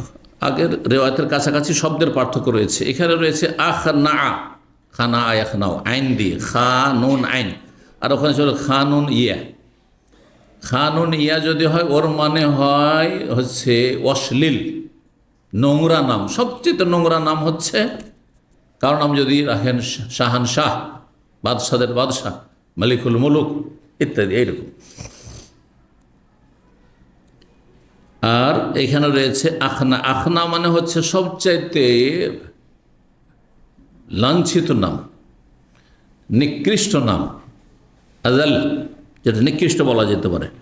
আখনা ইসমিন ইনদাল্লাহ, আল্লাহর নিকটে সবচাইতে নিকৃষ্ট নাম হচ্ছে সুফিয়ান। কখনো কখনো আখনাউল আসমা ইনদাল্লাহ বলেছেন, কখনো আখনা ইসমিন ইনদাল্লাহ বলেছেন, শব্দের পার্থক্য। রাজন এমন ব্যক্তির নাম তাসাম্মা, যা নিজের নাম রাখলো মালিকুল আমলাক। মালিকুল আমলাক যেটা আরবিতে, সেটারই তফসির করছেন সুফিয়ান সৌরি রাহমাহুল্লাহ। যেহেতু তিনি ইরাকের লোক ছিলেন আর সেই জামানায় ইরাকের ভাষা ফার্সি ছিল, এই জন্য আবু হানিফা রাহমাহুল্লাহর ভাষা, মাতৃভাষা ফার্সি। সুফিয়ান সৌরিও কুফার লোক ছিলেন, তারও মাতৃভাষা ফার্সি ছিল। তো ফার্সি তারা জানতেন, সেই দেশের ভাষা তখনকার যুগ ছিল, তারপরে পরিবর্তন হয়ে গেছে। শুধু এখন ফার্সি ভাষা সীমিত হয়ে গেছে ইরানে, কিন্তু একসময় ইরানের সাথে ইরাকেরও মাতৃভাষা ফার্সি ছিল। তো সুফিয়ান কখনো কখনো এই মালিকুল আমলাকের তাফসির করে বলতেন শাহানশাহ, আর উর্দু ভাষীরা শাহানশাহ রাখে। বাংলা অনেক বাঙালির নাম আছে শাহান শাহ, কেউ একটু বিক্রি, যেমনটা বললাম যে শাহিন শাহ করে, কিন্তু উদ্দেশ্য ওইটাই। সুতরাং এই নাম শিরকি নাম, এইসব নিকৃষ্ট নাম, এইসব নামে কোনো বরকত নেই। জি, 115 নম্বর। এমনকি আমাদের সমাজে মাসুম কত নাম আছে, মানে হাজার হাজার লক্ষ লক্ষ মানুষের নাম আছে মাসুম। মাসুম মানে কি? নিষ্পাপ। আর পৃথিবীতে নিষ্পাপ কেউ আছে রাসূলুল্লাহ সাল্লাল্লাহু আলাইহি ওয়াসাল্লাম ছাড়া বা আম্বিয়া ছাড়া? তারপরে বলা যেতে পারে, হ্যাঁ আছে? কেউ না। নিষ্পাপ বলে ঘোষিত একমাত্র আম্বিয়া রাসূল মাসুম। তাহলে মাসুম নাম রাখা জায়েজ নয়। 115 নম্বর অধ্যায় বাবু কুনিয়াতুল মুশরিক। এই অধ্যায় হচ্ছে মুশরিক কাফেরের উপনাম রাখা সম্পর্কে বা উপনাম দিয়ে ডাকা সম্পর্কে। কারণ উপনাম সাধারণত সম্মানের জন্য ব্যবহার করে। ডাকনাম দিয়ে ডাকা, কারণ নাম ধরে না ডেকে তার ডাক নামে ডাকা, অমুকের আব্বু। আমাদের দেশের মহিলারা স্বামীর নাম কেন বলে না? শ্রদ্ধা সম্মানের জন্য। তাহলে কি বলে? ছেলে মেয়ে হইলে তখন বলে হ্যাঁ আবদুল্লাহর আব্বু, হ্যাঁ ফাহাদের আব্বু, বলছে না? বলছে না? এতে সম্মান আছে। আর কাফের মুশরিককে সম্মান দেওয়ার বিষয়টি, এটা চিন্তা করতে হবে। সেই জন্য মাসলা ইমাম বুখারী বলছেন যে যদিও কাফের মুশরিক, কিন্তু কুনিয়াত দিয়ে সম্মান দেওয়া প্রয়োজন জায়েজ আছে। তার প্রমাণ এখানে কয়েকটি হাদিস নিয়ে এসেছেন। এখানে আবু তালেব, আলী রাদিয়াল্লাহু তাআলা আনহুর বাবা আবু তালেব, নবী সাল্লাল্লাহু আলাইহি ওয়াসাল্লামের চাচা, তাই না? আবু তালেবের নাম আব্দে মানাফ ছিল, নাম আব্দে মানাফ ছিল, কিন্তু কুনিয়াতে এত বেশি খ্যাতি লাভ করেছে যে আব্দে মানাফ বলে অত অনেকে চিনবে না। জি, আবু বকর সিদ্দিক রাদিয়াল্লাহু তাআলা কুনিয়াতে মশহুর। আবু বকরে আবদুল্লাহ বিন ওসমান বলে কয়জন চিনবে? এই সেন্টার নিয়মিত ছাত্র, তার মধ্যেও অধিকাংশ বুঝবে না, হয়তো কজন মনে রাখবে এটি কথা? সবসময় আবু বকর বলছেন। তো মুশরিকের কুনিয়াত বা ডাক নামে ডাকা যাবে, নবী সাল্লাল্লাহু আলাইহি ওয়াসাল্লাম করেছেন। কাফের নেতাকে আবুল ওলীদ বলেছেন। জি, মিসওয়ার বলছেন সামিয়াতুন নবী সাল্লাল্লাহু আলাইহি ওয়াসাল্লাম বলতে শুনেছি ইয়াকুল ইল্লা আন ইউরিদা ইবনু আবি তালেব, হ্যাঁ যদি আবু তালেবের ছেলে মানে আলী, আবু তালেবের সন্তান ছেলে চায় যে বিয়ে করব আবু জাহালের মেয়েকে, তাহলে আমার মেয়েকে তালাক দিতে হবে। কারণ আল্লাহর দুশমনের মেয়ে আর আল্লাহর দোস্ত, হ্যাঁ তোর মেয়ে একসাথে একই সংসারে থাকবে, এটা চলবে না। বিয়ে করতে কোনো আপত্তি নয়, বিয়ে যদি করতে চায় আলী, কারণ আলী রাদিয়াল্লাহু তাআলা সম্পর্কে নবী সাল্লাল্লাহু আলাইহি ওয়াসাল্লামের কাছে একটি সংবাদ পৌঁছেছিল। হ্যাঁ, আলী রাদিয়াল্লাহু তাআলা আগ্রহ অত প্রকাশ করেননি, কিন্তু সেই পরিবার, মেয়ের পরিবার, তারা আগ্রহী ছিল যে আলীকে মেয়ে দেব। কার মেয়ে? আবু জাহালের মেয়ে। আবু জাহাল কাফের, কিন্তু তার মেয়ে ইসলাম গ্রহণ করেছে। কিন্তু তারপরও তো আল্লাহর দুশ্মনের মেয়ে। তো নবী সাল্লাল্লাহু আলাইহি সাল্লাম বললেন যে তারপরে ধরেন বিয়ের বিষয়টি দ্বিতীয় বিয়ে তৃতীয় বিয়ে জরুরি নয় যে একজন ভালো যোগ্য মানুষ এসছে সেই জন্য কে আমার মেয়েকে দিতেই হবে, আপনার মেয়েকে পেগাম দিচ্ছে দ্বিতীয় বিয়ের জন্য তৃতীয় বিয়ের জন্য দিতেই হবে, আর দিলেন না, না করে দিলেন, তখন এটা কেমন করলেন? একটা ভালো মানুষকে আপনি না করে দিলেন, করা যাবে না? ভালো মানুষকে না করতে পারেন, আপনার ইচ্ছা, কোনো অসুবিধা নেই, শরীয়তে জায়েজ রয়েছে। তো আবার এটি এক শ্রেণীর বহু বিবাহ বিদ্বেষী মহিলাদের দলি যে নবী সাল্লাল্লাহু আলাইহি সাল্লাম ফাতেমার সতীন হইতে দেননি, তো আমরা কেন হইতে দেবো? বুঝতে পারছেন না? না, এটা ভুল কথা, হতে দেননি। প্রথম কথা, নবী সাল্লাল্লাহু আলাইহি ওয়াসাল্লাম আল্লাহর দুশ্মনের মেয়েকে তার মেয়ের সতীন হওয়াটা পছন্দ করেন। তারপরে ইসলামে বহু বিবাহর বহুমুখী উপকারিতা রয়েছে, কিন্তু তারপরেও আমি আপনি কেউ যদি না দিই তো সেটা কোনো আপত্তিকর কাজ না যে আমাকে দিতেই হবে। কোনো একদম ভালো যোগ্য ব্যক্তি এসেছেন সেই জন্য আমাকে দ্বিতীয় তৃতীয় তার স্ত্রী হিসেবে আমার মেয়ে দিতে, আমার বোন দিতে হবে না, না দিলে কোনো গুনাহ নেই, আমার ইচ্ছা, আমি দেবো না, অন্য ভাইয়েরা যাদের দেওয়ার প্রয়োজন সে দিক। কথা বোঝা গেছে না? 6207 নম্বর হাদিস বর্ণনা করছেন, লম্বা হাদিস রয়েছে, কিন্তু এই হাদিসের আগে আমরা আলোচনা করেছি, সুতরাং আমরা একটু তাড়াতাড়ি শেষ করি, রমজান কাছে আসছে আর এই পর্ব আমাদেরকে আগামীকালকে শেষ করতে হবে ইনশাআল্লাহ। বলছেন উরওয়া ইবনে জুবাইর বর্ণনাকারী বলছেন আন্না ওসামা বিন যায়েদ রাজি আখবরাহু, ওসামা বিন যায়েদ রাদিয়াল্লাহু তাআলা আনহু জানিয়েছেন এই ঘটনাটি কি, যে আন্না রাসূল রাকিবা আলা হিমারিন, রাসূলুল্লাহ সাল্লাল্লাহু আলাইহি ওয়াসাল্লাম একবার গাধার পিঠে চাপলেন, আলাইহি কাতিফাতুন ফাদাকিয়া, যেই গাধার পিঠে ফেদাকে তৈরি, ফেদাক নামক অঞ্চল, যে অঞ্চলটি খাইবার এবং তাবুকের মাঝখানে অবস্থিত, খাইবারের পরে এই এলাকাটি, এই ফেদাক নামক অঞ্চলে একটি মখমলের চাদর তৈরি হইতো খুব সুন্দর। সে মখমলের চাদর সেই গাধার পিঠে বেছানো ছিল, তার উপর রাসূলুল্লাহ সাল্লাল্লাহু আলাইহি সাল্লাম আরোহণ করলেন, সে গাধার পিঠে চাপলেন। নবী সাল্লাল্লাহু আলাইহি ওয়াসাল্লাম গাধার পিঠে চেপেছেন। গাধার পিঠে চাপা মানুষের অহংকার মুক্ত হওয়া প্রমাণ করে। যেমন আমাদের দেশে কেউ যদি বাইসাইকেলে চাপে বড় মানুষ, তাহলে এটা অহংকার মুক্ত হওয়া প্রমাণ করে। বুঝছেন না? আপনি পয়সাওয়ালা, আপনার কারও আছে, কার আছে, আপনার 4 চাকা আছে, আপনার বাইক আছে, তারপরে আপনি বাইসাইকেলে চাপছেন। এখন আমার পর্যায়ে যারা লোকেরা রয়েছে তারা যদি বাইসাইকেল চাপে তো স্বাভাবিক, এটা মান সম্মানের ব্যাপার, তাই না? কিন্তু না, যদি চেপে নাই কেউ, তার মানে এটা প্রমাণ করে যে তার মধ্যে অহংকার নেই, না হলেও সাইকেলে চাপতো না। বুঝছেন না? তো নবী সাল্লাল্লাহু আলাইহি ওয়াসাল্লাম গাধার পিঠেও চেপেছেন, জি, এটা প্রমাণ করে যে নবী সাল্লাল্লাহু আলাইহি ওয়াসাল্লামের তাওয়াদু, খাকসারিতে, নমনীয়, বিনয়ী হওয়া। জি, তো ওসামা ওই গাধার পিঠে পেছনে চেপেছিলেন, তাহলে একটি গাধার পিঠে একাধিক মানুষের চড়াও যায়, এর দ্বারা প্রমাণিত হলো। কোথায় যাচ্ছেন? ইয়াউদু সাদ বিন ওবাদা, সাদ বিন ওবাদা যে খাজরাজ আনসারীদের বড় বংশ ছিল খাজরাজ, আর আরেকটি ছোট বংশ ছিল আউস, দুটোই খুব প্রসিদ্ধ বংশ, এই 2 বংশ মিলে আনসারী। সাদ বিন ওবাদা তিনি এই খাজরাজ বংশের প্রধান ছিলেন, সর্দার। তিনি অসুস্থ ছিলেন, তার পরিচর্যার জন্য তাকে দেখতে গেছিলেন নবী সাল্লাল্লাহু আলাইহি ওয়াসাল্লাম। কোন এলাকায়? বানুল হারিস ইবনুল খাজরাজ, এই যে বানুল হারিস ইবনুল খাজরাজ, ওই এলাকায় বা গোত্রে, কাবলা ওয়াকাত বাদর, বদরের যুদ্ধ ঘটার আগে, মানে বদর যুদ্ধের আগের সময়কাল ছিল, প্রথম দিকে ছিল মদিনা যাওয়ার পরে। ফাসারা, উভয় যাচ্ছিলেন, হাত্তা মাররাবে মাজলিসে ফিহি আব্দুল্লাহ বিন উবাই বিন সালুল, এমন একটি জায়গা দিয়ে গেলেন যেখানে একটা মজলিস বসেছিল, মানে বেশ কিছু লোকেরা বসেছিল, সেখানে বসেছিল মুনাফিকদের প্রধান আব্দুল্লাহ বিন উবাই বিন সালুল। ওয়াজালিক ক্বাবলা ইউসলিম আব্দুল্লাহ বিন উবাই, আব্দুল্লাহ বিন উবাইয়ের বাহ্যিক ইসলাম গ্রহণের পূর্বে, মানে তখন পর্যন্ত সে কি ছিল?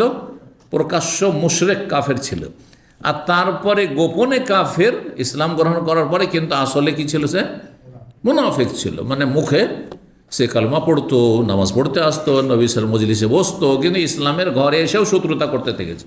যখন দেখলো যে বাইরে থেকে শত্রুতা করে কাজ হবে না, তখন ভিতরে ঢুকে শত্রুতা করা শুরু করলো। এ হচ্ছে তার ইতিহাস। তো এই যখন মুশরিক কাফের ছিল প্রকাশ্য, সেই সময় সে মজলিসে বসেছিল, আর ওখান দিয়ে নবী সাল্লাল্লাহু আলাইহি সাল্লাম গাধার পিঠে চেপে যাচ্ছিলেন।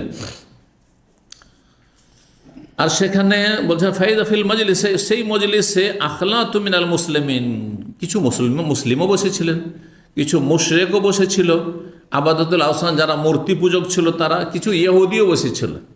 তাহলে বোঝা গেল যে কোন একটা অনুষ্ঠান যদি হয়, কমন অনুষ্ঠান, যেটা শুধু মুসলিমদের খাস অনুষ্ঠান না, সেখানে অমুসলিম যদি বসে থাকে, বিভিন্ন ধর্মাবলম্বী, কিছু হিন্দু বসে আছে, কিছু খ্রিস্টান বসে আছে, কিছু ধরেন শিখ বসে আছে, কোনো দোষের কথা নেই, সেখানে প্রয়োজনে আপনি বসতে পারেন। কিন্তু যদি পাপ হয়, সেখানে পুজো হচ্ছে, তাহলে বসবেন না। সেখানে মদের আসর চলছে, তাহলে বসা জায়েজ না। হ্যাঁ, সেখানে লোকেরা ধূমপান করছে, আর ধূমপানের সাথে আপনি বসে আছেন, না জায়েজ নয়। পাপের যে গান বাজনা হচ্ছে আর বসে আছেন, না জায়েজ নয়।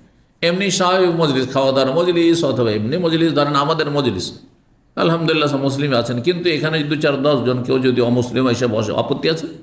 কোনো আপত্তি নেই।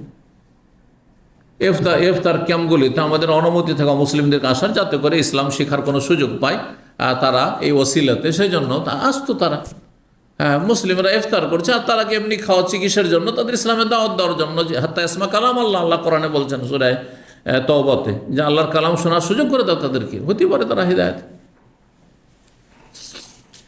তো ওই জায়গায় কিছু মুসলিম বসেছিল, কিছু মুশরিক মূর্তি পূজকও ছিল, ইহুদিও ছিল, বা মিক্সচার। ওয়াফিল মুসলিমিন আব্দুল্লাহ রাওয়াহা, মুসলিম যারা বসেছিলেন সেখানে তাদের অন্যতম সাহাবী আব্দুল্লাহ বিন রাওয়াহা ছিলেন, যিনি কবিও ছিলেন। ফালাম্মা গাশিয়াতিল মাজলিসা আজাজাতুদ দাওয়া, যখন সেই মজলিসের পাশ দিয়ে নবী সাল্লাল্লাহু আলাইহি সাল্লাম গাধার পিঠে চেপে যাচ্ছিলেন, তখন রাস্তায় ধুলো ছিল। আমাদের সে রাস্তাঘাটগুলোতে কাঁচা রাস্তায় যেমন থাকে, ধুলো উড়ছিল খুব। তো ধুলো উড়াই কি হইল, ধুলোতে সেই মজলিসকে ঢেকে নিয়েছে। সেই বাহনের, অর্থাৎ সেই গাধার আপনার সে চলাতে যে ধুলো উঠছিল, সেই ধুলোগুলি মজলিসকে পুরোটা ঢেকে নিয়েছে। তখন ইবনে উবাই কি করলো, খাম্মারা ইবনে উবাই আনফাহু, তখন ইবনে উবাই তার নাকটা এভাবে ঢেকে নিয়েছে কাপড় দিয়ে, বেড়ে দেয় তার চাদর দিয়ে। আর তারপরে সে বিদ্বেষ প্রকাশ করলো নবী সাল্লাল্লাহু আলাইহি সাল্লামের সামনে, বলল লা তুকাব্বিরু আলাইনা, আমাদের সামনে এভাবে ধুলা উড়াবেন না, এবার ধুলো উড়াবেন না। রাসূলুল্লাহ সাল্লাল্লাহু আলাইহি সাল্লাম তাদেরকে সালাম বললেন, তারপর সেখানে দাঁড়িয়ে গেলেন। যখন সে বিদ্বেষ প্রকাশ করলো, নবী সাল্লাম কি বললেন? সালাম বললেন, না তর্ক বললেন? কি হবে, ধুলো উড়লে কি হবে, কি করবি তুই, করলেন না? এটা চরিত্র না। হ্যাঁ, মন্দকে দরুদ করতে হবে বেশি ভালো দিয়ে, আল্লাহ কোরআনে বলেছে ইদফা বিল্লাতি হিয়া হাসানুন, বলেন হিয়া আহসান, ইসিম তাফজিল, মানে বেশি ভালো দি, বেশি ভালো দি। নবী সাল্লাল্লাহু তাই করেছেন, সালাম দিলেন। সালাম ইবনে উবাইকে খাস করে দেননি, যেহেতু সেখানে মুসলিম রয়েছে, মুসলিমদেরকে উদ্দেশ্য করে সালাম দিয়েছেন। আচ্ছা, সেখানে মুসলিম আছে, ইহুদি আছে, মুশরিক পত্তলিকও আছে, আর গোটা মজলিস ভরা সবাইকে সালাম বললেন নবী সাল্লাল্লাহু আলাইহি ওয়াসাল্লাম। তাহলে বোঝা গেল যে এটি জায়েজ। যদি কোথাও মুসলিম অমুসলিমের মিক্সচার থাকে, সংমিশ্রণ থাকে মজলিসে, তাহলে কি বলবেন?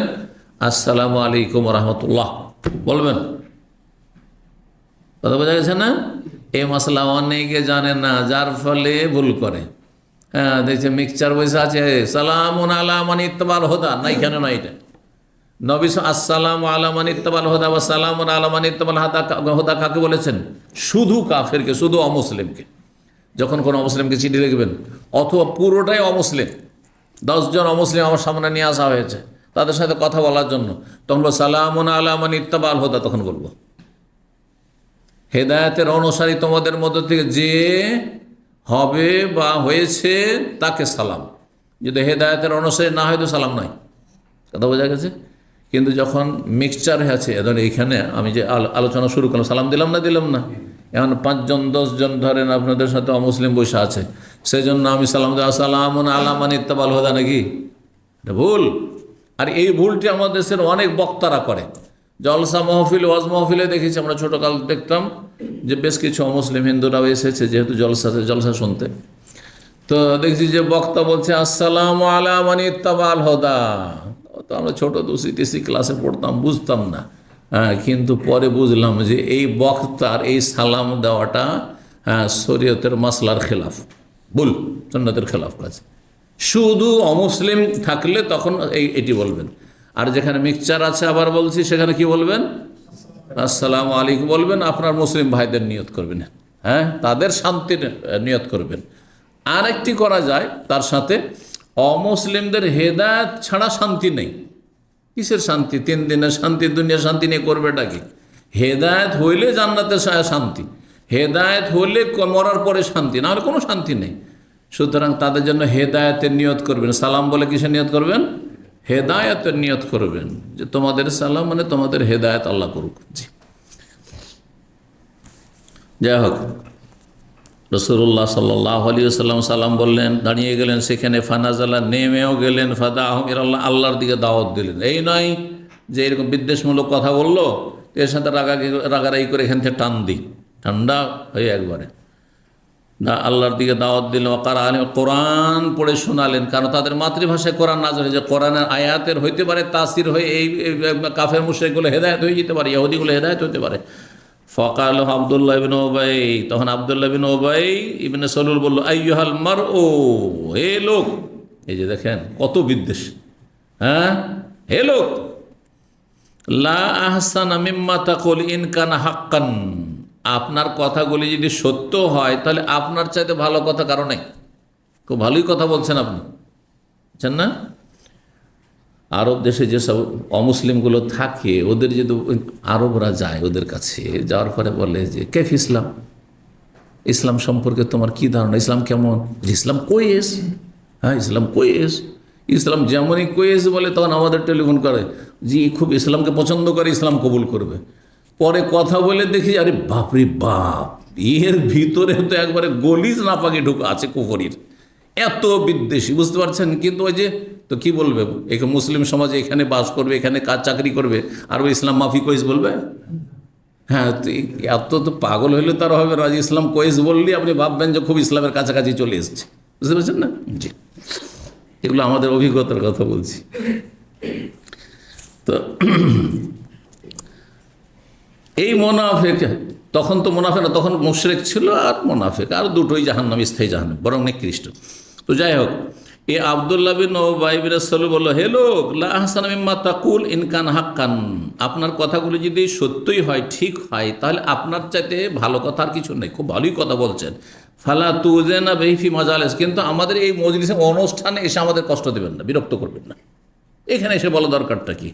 ফামান জাগ ফাকসুস আলাইহি, যার ইচ্ছা হবে আপনার কাছে চলে যাবে, ওকে শোনায়েন। খুব দেখেন না বাঘ ভঙ্গিমা, দেখেন কীরকম শয়তানি, তাই না? আপনার কথাগুলি ভালোই, কিন্তু আমাদেরকে এসে কষ্ট দেওয়া দরকার নাই, আর বিরক্ত করবেন না আপনি। যার প্রয়োজন হবে আপনার কাছে চলে যাবে, তখন ওকে খুব শোনায়েন। জি, আব্দুল্লাহ বিন রাওয়াহা তো রাগ হয়ে গেছে, সাহাবী, তিনি ইসলাম গ্রহণ করেছেন। কাল আব্দুল্লাহ বিন রাওয়াহা, বালা ইয়া রাসূলুল্লাহ, অবশ্যই হে আল্লাহ রসুল, এই কাফের বলছেন না, এখানে এসে বলবেন না, বলবেন আপনি, আমাদের মজলিস আসবেন, হ্যাঁ আমাদের মহল্লায় আসবেন, আর এসে শোনাবেন আপনি।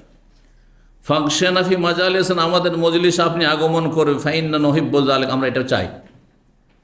ওখানে শুরু হয়ে গেছে, যখন এই কাফের কি বলেছে যে আমরা এইসব শুনতে চাই না, যে শুনবে আপনার কাছে চলে যাবে, তখন আব্দুল্লাহ রাহ বলছেন আমরা শুনবো, আপনি আসবেন, শোনাবেন আমাদেরকে। ফাস্তাব্বাল মুসলিমুন ওয়াল মুশরিকুন ওয়াল ইয়াহুদ, তখন যেটা হয় স্বাভাবিক, মুসলিম এবং মুশরিক আর ইয়াহুদি সব আপোষে তখন গালমন্দ, তর্কাতর্কি শুরু হয়ে গেছে। গালমন্দ, সাব্বন থেকে ফাস্তাব্বা, গালমন্দ শুরু হয়ে গেছে। হাত্তা কাদু ইয়াতাসাওয়ারুন, এমন উপক্রম হয়েছে যে একে অপরের ওপর ঝাঁপিয়ে পড়বে, আক্রমণ করে দেবে, মারামারি শুরু হয়ে যাবে, এই রকমের উপক্রম হয়েছে। ফালাম ইয়াজা রাসূলুল্লাহ সাল্লাল্লাহু আলাইহি ওয়াসাল্লাম, রাসূলুল্লাহ সাল্লাল্লাহু আলাইহি ওয়াসাল্লাম তখন তাদেরকে শান্ত করতে চেষ্টা করলেন, শান্ত করলেন। তাহলে এইরকম পরিস্থিতিতে কি করতে হয়? শান্ত করতে হয়, উস্কানি দিতে হয় না। হাত্তা সাকাতু, ধীরে ধীরে তারা কি হয়ে গেল, ঠান্ডা হয়ে গেল, নীরব হয়ে গেল। সুম্মা রাকিবা রাসূলুল্লাহ, তারপর রাসূলুল্লাহ সাল্লাল্লাহু আলাইহি ওয়াসাল্লাম তার বাহনে চাপলেন। ফাসারা, তারপরে এগিয়ে গেলেন। হাত্তা দাখাল আলা সাদ ইবনে উবাদার বাড়িতে গেলেন, প্রবেশ করলেন। ফাকারা রাসূলুল্লাহ সাল্লাল্লাহু আলাইহি ওয়াসাল্লাম গিয়ে বললেন, এই সাদ বিন ওবাদা, তিনি যেহেতু খাজরাজ বংশের প্রধান ছিলেন, আর সেই বংশের একজন ব্যক্তি ছিল সেই ইবনে উবাই মুনাফিক, তারই বংশের লোক, সেই জন্য তার কাছে এই অভিযোগটি করলেন রাসূলুল্লাহ সাল্লাল্লাহু আলাইহি ওয়াসাল্লাম যে তুমি এই বংশের প্রধান, সর্দার, আর তোমার বংশেরই হচ্ছে এই আব্দুল্লাহ বিন উবাই, যে পরে তো মুনাফিক, কিন্তু আব্দুল্লাহ বিন উবাই যে তখনও মুশরিক ছিল, সে এই ধরনের বিরূপ মন্তব্য করেছে, খারাপ আচরণ করেছে আমাদের সাথে। আলাম তাসমা, তুমি কি শোনোনি মা কাল আবু হোবাব, আবু হোবাব কি বলেছে? এই যে আবু হোবাব কুনিয়াত, ডাকনাম ছিল কার? এই ইবনে উবাই মুনাফিক কাফেরের। তাহলে মুনাফিকও কুনিয়াত নবী সাল্লাল্লাহু আলাইহি ওয়াসাল্লাম কি বলেছেন? আবু হোবাব। ইউরিদু আব্দুল্লাহ বিন উবাই, উদ্দেশ্য আবু হোবাব বলে কাকে? আব্দুল্লাহ বিন উবাই মুনাফিককে। কালা কাজা কাজা, কি বলেছে? বলছে এই ধরনের কথাবার্তা বলেছে। এই আপনি ধুলা কেন ওড়াচ্ছেন এখানে? আমাদের এইভাবে ডিস্টার্ব করবেন না, কষ্ট দিবেন না আপনি। আর তারপরে কোরআন হাদিসের কথা যখন শোনাইতে বলছেন, না না না না, আপনার কথা যদি খুব ভালো হয়, ভালো কথা, যদি সত্যি হয় তাহলে খুব ভালো, কিন্তু আপনি আমাদেরকে বিরক্ত করতে আসবেন না, যান আপনি নিজের জায়গায় বসেন, আর যার ইচ্ছা অবশ্যই যাবে আপনার কাছে। তো এগুলো শোনানি তুমি, কারণ সে ইসলাম গ্রহণ করেছে, তাহলে ইসলামের পক্ষ নেবে, আর তার বংশের লোককে শাসন করবে, এটা হচ্ছে উদ্দেশ্য, বা কোনো একটা সমাধান করবে। তখন সাদ ইবনে উবাদা তার পক্ষ থেকে অজুহাত পেশ করলেন, কি আই রাসূলুল্লাহ, মানে হে আল্লাহ রাসূল সাল্লাল্লাহু আলাইহি ওয়াসাল্লাম, বে আবি আনতা, আমার বাবা আপনার উপর কুরবান হোক, ওফু আনহু ওয়াসফা, আপনি তাকে মাফ করে দেন, ওয়াসফা, আপনি তাকে উপেক্ষা করেন। কেন? ব্যাপার হচ্ছে যে তার তো গায়ের জ্বালা, বড় গায়ের জ্বালা রয়েছে। তার তো বড় স্বপ্ন ছিল, অনেক বড় স্বপ্ন ছিল, সেই স্বপ্ন তো তার চুরমার হয়ে গেছে। মদিনায় যে স্বপ্ন ছিল তার নেতৃত্বের, সেই নেতৃত্বের স্বপ্ন চুরমার হয়ে গেছে আপনার আগমনে। সেই জন্য আপনাকে বরদাস্ত করা তো তার পক্ষে সম্ভব না, কঠিন। ফাওয়াল্লাযী আনজালা আলাইকাল কিতাব, সেই আল্লাহ শপথ করে বলছি, যিনি আপনার উপর আল কিতাব কোরআনে কারীম নাযিল করেছেন। লাকাদ জাআকা আল্লাহু বিল হক, লাকাদ জাআ আল্লাহু বিল হক, আল্লাহ রাব্বুল আলামিন হক নিয়ে এসেছেন। আল্লাযী আনজালা আলাইকা, যা আপনার উপর আল্লাহ অবতীর্ণ করেছেন। ওয়ালাকাদ ইস্তালাহ আহলু হাযিহিল বাহরা, এই নগরী, মদিনা নগরীর, বাহরা মানে কারিয়া বা মদিনা, এই নগরীর অধিবাসীরা সবাই একমত হয়ে গেছিল কিসে? আলা আইয়ুতাওয়াজুহু, তাকে রাজমুকুট পরানোর জন্য। রাজমুকুট, তাজ মানে মুকুট, রাজমুকুট পরানোর জন্য। ওয়াইওয়াসিবুহু বিল ইসাবা, আর তাকে রাজকীয় পাগড়ি তার মাথায় বাঁধার জন্য প্রস্তুত ছিল সব। আপনি আসার আগে থেকে সবাই একমত হয়ে গেছিল যে আগামী দিনের মদিনার নেতা হবে কে? ইবনে উবাই, আব্দুল্লাহ বিন উবাই। ফালাম্মা রাদ্দাল্লাহু যালিকা বিল হক, যখন আল্লাহ তার এই আশা আকাঙ্ক্ষাকে প্রতিহত করে দিলেন সেই সত্যের দ্বারা, আল্লাযী আতা, যেই সত্য আল্লাহ আপনাকে দান করেছেন, ওহী দান করেছেন, শারিকা বিযালিকা, তখন সে ক্ষুব্ধ হয়ে পড়েছে, ফাযালিকা ফাআলা বিহি মা রাআতা, এইটাই হচ্ছে তার প্রতিক্রিয়া, যা আপনি দেখতে পেলেন, এই জন্যই এই আচরণ করেছে। ফাআফা আনহু রাসূলুল্লাহ সাল্লাল্লাহু আলাইহি ওয়াসাল্লাম, তখন তাকে ক্ষমা করে দিলেন। ওখানে রাসূল আসহাবু ইয়াফুন আল মুশরিকিন, রাসূলুল্লাহ সাল্লাল্লাহু আলাইহি ওয়াসাল্লাম এবং সাহাবায়ে কেরামদের উত্তম চরিত্র ছিল, তারা মুশরিকদেরকে ক্ষমার দৃষ্টিতে দেখত, যারা খারাপ আচরণ করত। আহলে কিতাব ইহুদি নাসারা খারাপ আচরণ করতো, তাদেরকে ক্ষমা করতেন। কামা আমারহুমুল্লাহ, যেমন আল্লাহ রাব্বুল আলামিন তাদেরকে নির্দেশ দিয়েছিলেন। ওয়াসবিরুনা আল আযাব, আর বিভিন্ন মানসিক শারীরিক কষ্টের উপর তারা সবর করতেন। মহান আল্লাহ সূরা আল ইমরান আয়াত নম্বর 186-তে বলছেন, ওয়ালা তাসমাউন্না মিনাল্লাযীনা উতুল কিতাবা ওয়া মিনাল্লাযীনা আশরাকু আযান কাসীরা, হে নবী আর হে মুমিন মুসলিমরা, তোমরা শুনতে পাবে আহলে কিতাব ইহুদি খ্রিস্টানদের পক্ষ থেকে আর মুশরিক পত্তলিকদের পক্ষ থেকে আযান কাসীরা, অনেক রকমের কষ্ট, মানসিক শারীরিক বিভিন্ন রকমের কষ্ট দেবে, পারিবারিক বিভিন্ন রকম কষ্ট দেবে, কষ্ট শুনতে পাবে, দেখতে পাবে, কিন্তু কি করবে? ধৈর্য ধারণ করবে।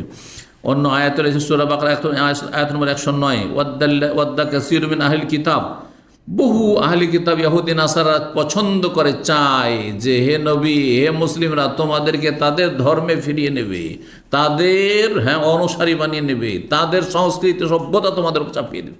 আজকে চাপাচ্ছে না, সমকামিতা চাপাতে আসছে না, ট্রান্সজেন্ডার চাপাতে আসছে না, পুরুষের পুরুষে বিয়ে, নারীতে নারীতে বিয়ে, এগুলিকে বৈধতা দেওয়া মুসলিম দেশে চাপাতে আসছেন না। এটা চাইবে আল্লাহ কোরআনে কারিমে 1400 বছর আগে বলে রেখেছেন। জি, সতর্ক সাবধান মুসলিমরা। ফাকান রাসূলুল্লাহ সাল্লাল্লাহু আলাইহি ওয়াসাল্লাম ফিল আফি আনহুম, রাসূলুল্লাহ সাল্লাল্লাহু আলাইহি সাল্লাম এই আয়াতগুলি বাস্তবায়ন করতেন তাদেরকে ক্ষমা করার ক্ষেত্রে। মা আমারাহুল্লাহু বিহি হাত্তা আযরা লাহু ফিহি, যে আল্লাহ রাব্বুল যে নির্দেশ দিয়েছেন সে অনুযায়ী কতদিন পর্যন্ত, যতদিন পর্যন্ত আল্লাহ অনুমতি দেননি জেহাদের। তারপরে যখন জেহাদের অনুমতি আসলো যে এখন জেহাদ করতে পারো, তখন বদর ওহুদ খন্দক শুরু হলো। ফালাম্মা গাজা রাসূলুল্লাহ বাদরান, রাসূলুল্লাহ সাল্লাল্লাহু আলাইহি ওয়াসাল্লাম যখন বদরের যুদ্ধ করলেন, ফাকাতালাল্লাহু বিহা মান কাতালা মিন সানাদিদিল কুফার সাদাতে কুরাইশ, আল্লাহ রাব্বুল আলামিন যখন চাইলেন সে আল্লাহ হত্যা করলেন বা করালেন। আল্লাহ রাব্বুল আলামিন এই সাহাবায়ে কেরামদেরকে দিয়ে, রাসূলুল্লাহ সাল্লাল্লাহু আলাইহি ওয়াসাল্লামকে দিয়ে কাফেরদের বীর যোদ্ধাদেরকে, সানাদিদ সিন্দিদের বহুবচন, এর মানে হচ্ছে কাফেরদের যারা বীর বাহাদুর ছিল তাদেরকে, এবং সাদাতে কুরাইশ আর কুরাইশদের যারা প্রধান ছিল, নেতৃস্থানীয় ছিল, মেন যেগুলো ব্যক্তি ছিল মক্কার, সেই 70 জন এখানে নিহত হয়েছিল। জি, যাদের মধ্যে আবু জাহাল, উতবা, শাইবা, রাবি এসবগুলো ছিল। ফাকাফালা রাসূলুল্লাহ সাল্লাল্লাহু আলাইহি ওয়াসাল্লাম মানসুরিনা গানিম, রাসূলুল্লাহ সাল্লাল্লাহু আলাইহি ওয়াসাল্লাম বদরের যুদ্ধ থেকে ফিরে আসলেন সাহাবায়ে কেরামগণ সহ, মানসুরিনা বিজয়ী হয়ে, গনিমতের ধন সম্পদ নিয়ে, মাহুম ওসারা মিন সানাদিদিল কুফার, এবং নবী সাল্লাল্লাহু আলাইহি ওয়াসাল্লাম সাহাবায়ে কেরামদের সাথে কাফের বীর যোদ্ধাদের মধ্য থেকে এবং কুরাইশদের নেতাদের মধ্য থেকে অনেক বন্দীও সাথে নিয়ে আসলেন। কতজন ছিল তারা? কতজন বন্দী নিয়ে এসেছিলেন? 70 জন।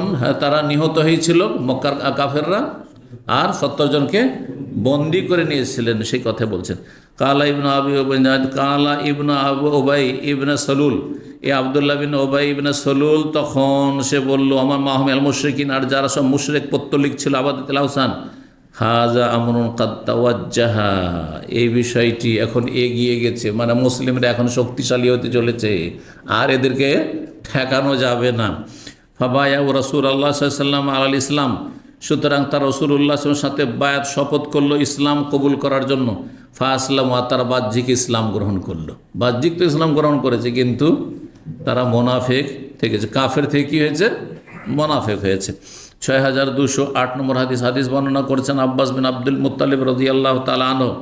তিনি বললেন একবার, আব্বাস রাসূলুল্লাহ সাল্লাল্লাহু আলাইহি ওয়াসাল্লাম চাচা, ইয়া রাসূলুল্লাহ, আল্লাহ রাসূল, হাল নাফাত আবু তালেব শাইইন, আপনি কি আবু তালেবের কোনো উপকার করতে পারলেন?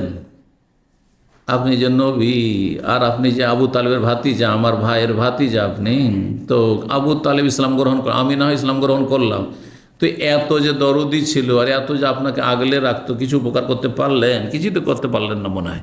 ফাইন্নাহু কানা ইয়াহুতুকা, কারণ এই আবু তালেব আপনাকে আগলিয়ে রাখতো, ওয়াগযাবু লাকা, আর সবার সাথে রাগারাগি করতো, যারা আপনার বিরোধী ছিল তাদের সাথে আপনার পক্ষ থেকে প্রতিবাদ করতো। কালা নাম, হ্যাঁ অবশ্যই আমি উপকার করতে পেরেছি, অবশ্যই। সে কাফের হলেও চাচার উপকার করেছি, সে যেহেতু হিতাকাঙ্ক্ষী ছিল আমার ইসলামের, সেই জন্য। হুয়া ফি দাহদাহি মিনান নার, এখন সে জাহান্নামের কোথায় রয়েছে? হালকা স্তরে রয়েছে। যেমন নদীতে বা সাগরে যখন নামবেন একটু হালকা হালকা পানি রয়েছে, তো ওই জায়গায় জাহান্নামের কিনারায় হালকা স্তর যে রয়েছে, একটু আগুন আছে, সেখানে রয়েছে। সেখানে তার পায়ের তলায় শুধু আগুন আছে, স্যান্ডেল জুতা পর্যন্ত। ওই পায়ের তলার আগুনে তার মাথার মগজ টকবক করে ফুটতে আছে, আর বাকি অন্য কাফেররা পুরোটাই জাহান্নামে তারা জ্বলতে থাকবে। এতটুকু উপকার করেছি। সবচেয়ে হালকা জাহান্নামের আযাব কাকে হচ্ছে? এ আবু তালেবকে। লাউলা আনা, আমি যদি তার ভাতিজা না হইতাম, লাকানা ফিদ দারকিল আসফালি মিনান নার, তাহলে সে জাহান্নামের নিম্ন স্তরে জায়গা পেত, নিম্ন স্তরে জায়গা পেত। জি, 116 নম্বর অধ্যায় আছে বাবুন, এই অধ্যায় আছে আল মারিজ মন্দুহাত আনিল কাযিবি, পরোক্ষ কথা বলে মিথ্যা এড়ানো, এর হুকুম কি? আপনি ইনডাইরেক্ট কথা বললে, মিথ্যা সরাসরি না বললে, আপনি যদি নিজেকে রক্ষা করেন, এড়িয়ে যান, আপনি মিথ্যা আমি বলবো না, যেহেতু মিথ্যুক হয়ে যাব, মিথ্যা বলা থেকে বাঁচার জন্য পরোক্ষভাবে কথা বলা যাবে কি না, যেটাকে কি বলা হয় আরবিতে মারিজ বলা হয়, বা তারিজ করা, মানে ইঙ্গিতে কথা বলা। আমি আমার উদ্দেশ্যে বললাম, আর বুঝনেওয়ালা যাকে বললাম সে অন্য কিছু বুঝলো। আমি এর উদাহরণ দিই, এর আগে উদাহরণ দিয়েছি অনেকবারই। আপনাদের কাছে অনেক টাকা পয়সা ধার চাই, কিন্তু যদি জানেন যে টাকা একে দিলে আর পাওয়া যাচ্ছে না, হ্যাঁ, তখন কি করবেন? পকেটে নেই, আপনার ব্যাংকে আছে টাকা অথবা বাসাতে আছে, তখন কি বলবেন? ভাই আমার কাছে টাকা নেই, ভাই আমার কাছে টাকা নেই। আপনি নিয়ত করলেন কি, যে আমার কাছে মানে কাছে নেই, আর ও ভাবলো আপনার কাছে নেই মানে আপনার মালিকানাধীন নেই। বুঝতে পেরেছেন না? আমি আর একটা করি কি, আমার কাছে ভাই দেওয়ার মতো টাকা নেই, আছে কিছু আমার প্রয়োজন মেটবে, কিন্তু আমার দেওয়ার মতো টাকা নেই। জি, বুঝতে পেরেছেন? কিন্তু যদি বলেন যে ভাই টাকা তো আছে, বেতন তো 5,000 পেয়েছি, কিন্তু আপনাকে দেওয়া যাবে না, তাহলে কট্ট শত্রু হয়ে যাবে আপনার। বুঝতে পারছেন না? তো তার অনিষ্ট থেকে বাঁচার জন্য আপনি তারিজ করে কথা বলে, ইশারা ইঙ্গিতে কথা বলে। আপনি বললেন এক নিয়তে, যেমন ইব্রাহিম আলাইহিস সালাম, এই হাদিসটি যেহেতু আসেনি সেজন্য কেন, ইব্রাহিম আলাইহিস সালাম নিজের জীবনকে রক্ষা করার জন্য কি বলেছিলেন? সারা আমার বোন, স্ত্রীকে বোন বলেছেন কেন? যে মমিন মুসলিম ভাই বোন, ইন্নামাল মুমিনুনা ওই দিক থেকে ঠিক আছে, তো নিয়ত করলেন আমার দিনই বোন, হ্যাঁ, আর ও ভাবলো যে আসলি বোন, হ্যাঁ, মায়ের পেটের বোন, কিন্তু সেটা নিয়ত করেন। তো একে বলা হয় তারিজ। ইসহাক বলেন সামিয়ত আনাসান, আমি আনাসকে বলতে শুনেছি, মাতা ইবনু আবি তালহা, আবু তালহার এক ছেলে মারা যায়। এই ছেলেটি মারা গেছিল, এখানে শুনে রাখেন। একটু আগে যে আবু তালহার এক ছেলে উম্মে সুলাইমের কে ছিল, আবু ওমাইর। আবু ওমাইর ওই যে নৌকায়ের বুলবুল নিয়ে খেলা করতো, ওই ছেলেটি কিন্তু মারা যায়। পরে ওর যে বুলবুলটিও মারা গেল, পাখিও মারা গেল, কিছুদিন ওই ছেলেটিও মারা গেছিল। জি, অন্য রিওয়ায়েত রয়েছে।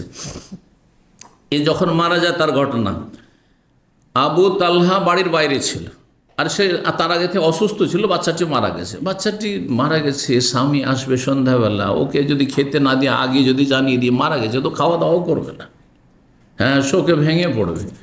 তো স্ত্রী করলো কি, একটু পরিপাটি হয়ে সুন্দর সেজে, যাতে করে স্বামীর একটু আকর্ষণ হয় স্ত্রীর দিকে, আর তারও বাচ্চাটাকে ঢেকে রেখে দিয়েছে, কাপড় দিয়ে ঢেকে রেখে দিয়েছে। এসছে একটু অন্ধকার হয়ে এসে বলছে, কাইফাল গোলাম, বাবু কেমন আছে, বাচ্চা কেমন আছে? কালা তুম্মে সাল্লাম বললেন, হাদা নাফসুহু, সে শান্ত হয়ে গেছে। সে কি হয়ে গেছে? শান্ত হয়ে গেছে।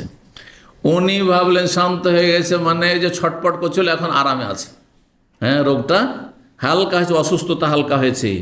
ওয়ারজু আইয়াকুনা কাদ ইস্তারা, আমি আশা করি, উম্মে সাল্লাম বলছে, আমি আশা করছি যে সে আরাম পেয়ে গেছে।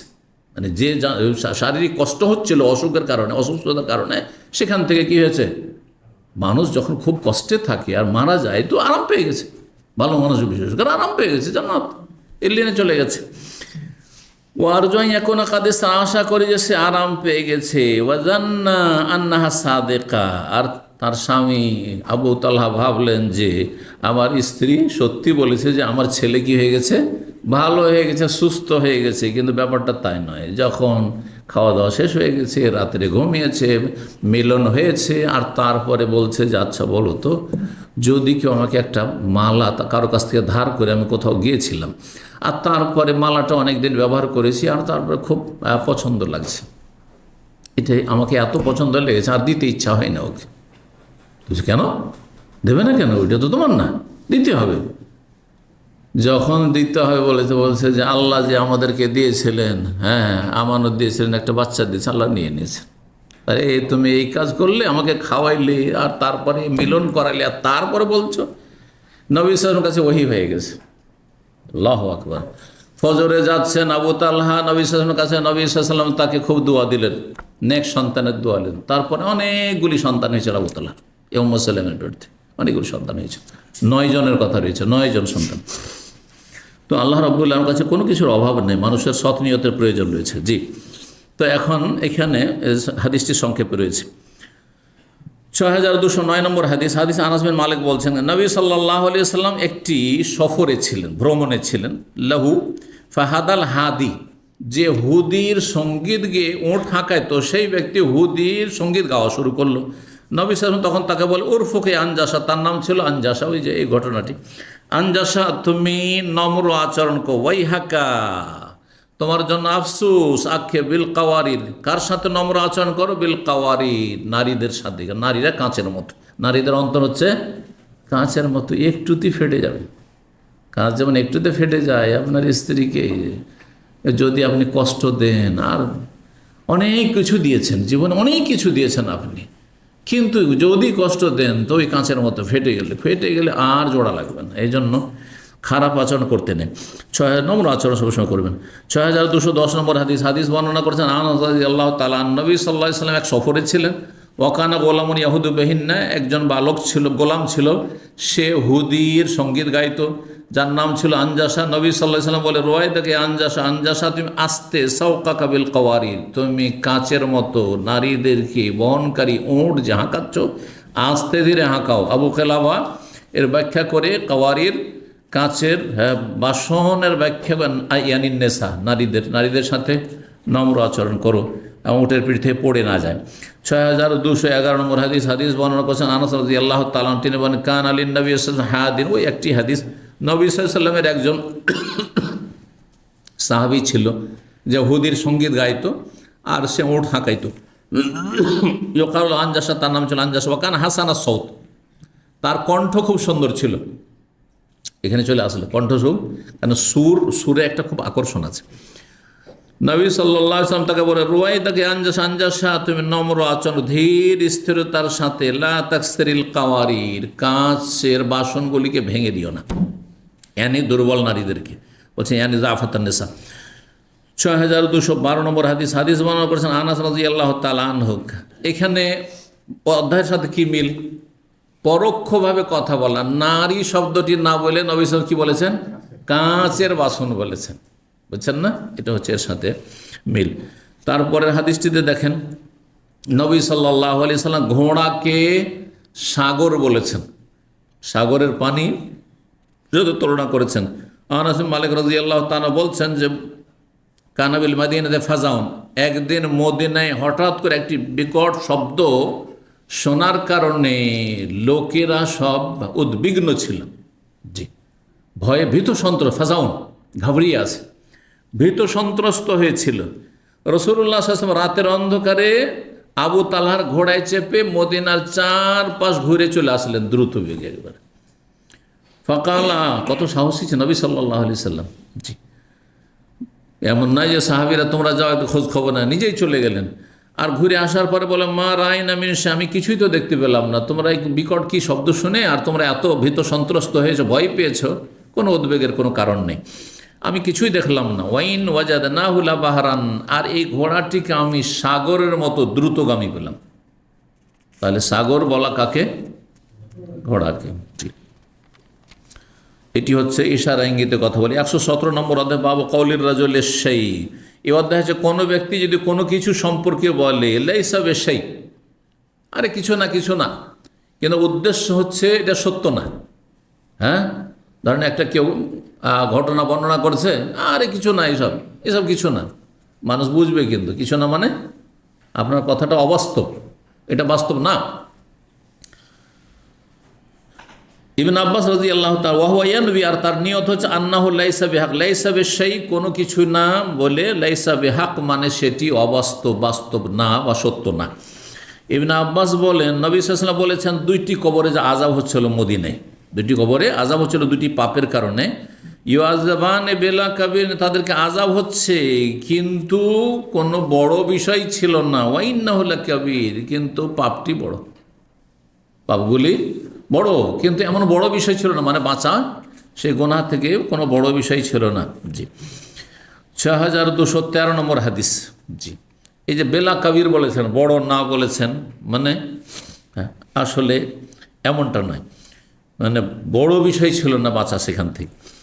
বলছেন উরওয়া ইবনে জুবাইর, মা আয়েশা রাদিয়াল্লাহু তাআলা আনহা বলেন, সাআলান নাসু রাসূলুল্লাহ সাল্লাল্লাহু আলাইহি আনিল কুহান, কিছু লোকের এসে রাসূলুল্লাহ সাল্লাল্লাহু আলাইহি জিজ্ঞেস করলো জ্যোতিষীদের সম্পর্কে, গণকদের সম্পর্কে। কাহিনের বহুবচন কোহান। রাসূলুল্লাহ সাল্লাল্লাহু আলাইহি বলেন, লাইসু বিশাইই, এই জ্যোতিষীরা কিছুই না। জ্যোতিষীরা কিছুই না। কিছুই না মানে তারা হচ্ছে মিথ্যুক। হ্যাঁ, তারা হচ্ছে কি মিথ্যু, তাদের কথাগুলো অবাস্তব। বলছে যে তোমার ছেলে হারিয়েছে, অমুক জায়গায় আছে, তোমার গরু চুরি হয়েছে, অমুক জায়গায় আছে, অমুক এদিকে গেছে, সব মিথ্যা। রাসূলুল্লাহ সাল্লাল্লাহু আলাইহি ওয়াসাল্লাম তাদেরকে বললেন, লাইসু বিশাইই। হ্যাঁ, কালু ইয়া রাসূলুল্লাহ, হে আল্লাহর রাসূল, ফাইন্নাহু ইউহাদ্দিসুনা আহিয়ানান, আপনি বললেন যে কিছুই না মানে অবাস্তব এগুলি, কিন্তু কখনো কখনো তাদের দেখি যে তারা কোনো কিছু বলে আর এখন হাক্কান, সেটা সত্য যে হয়ে যায়, সত্য হয়ে যায় অনেক সময়। হ্যাঁ, পীররা এইভাবে ধোকা দেয় কিন্তু।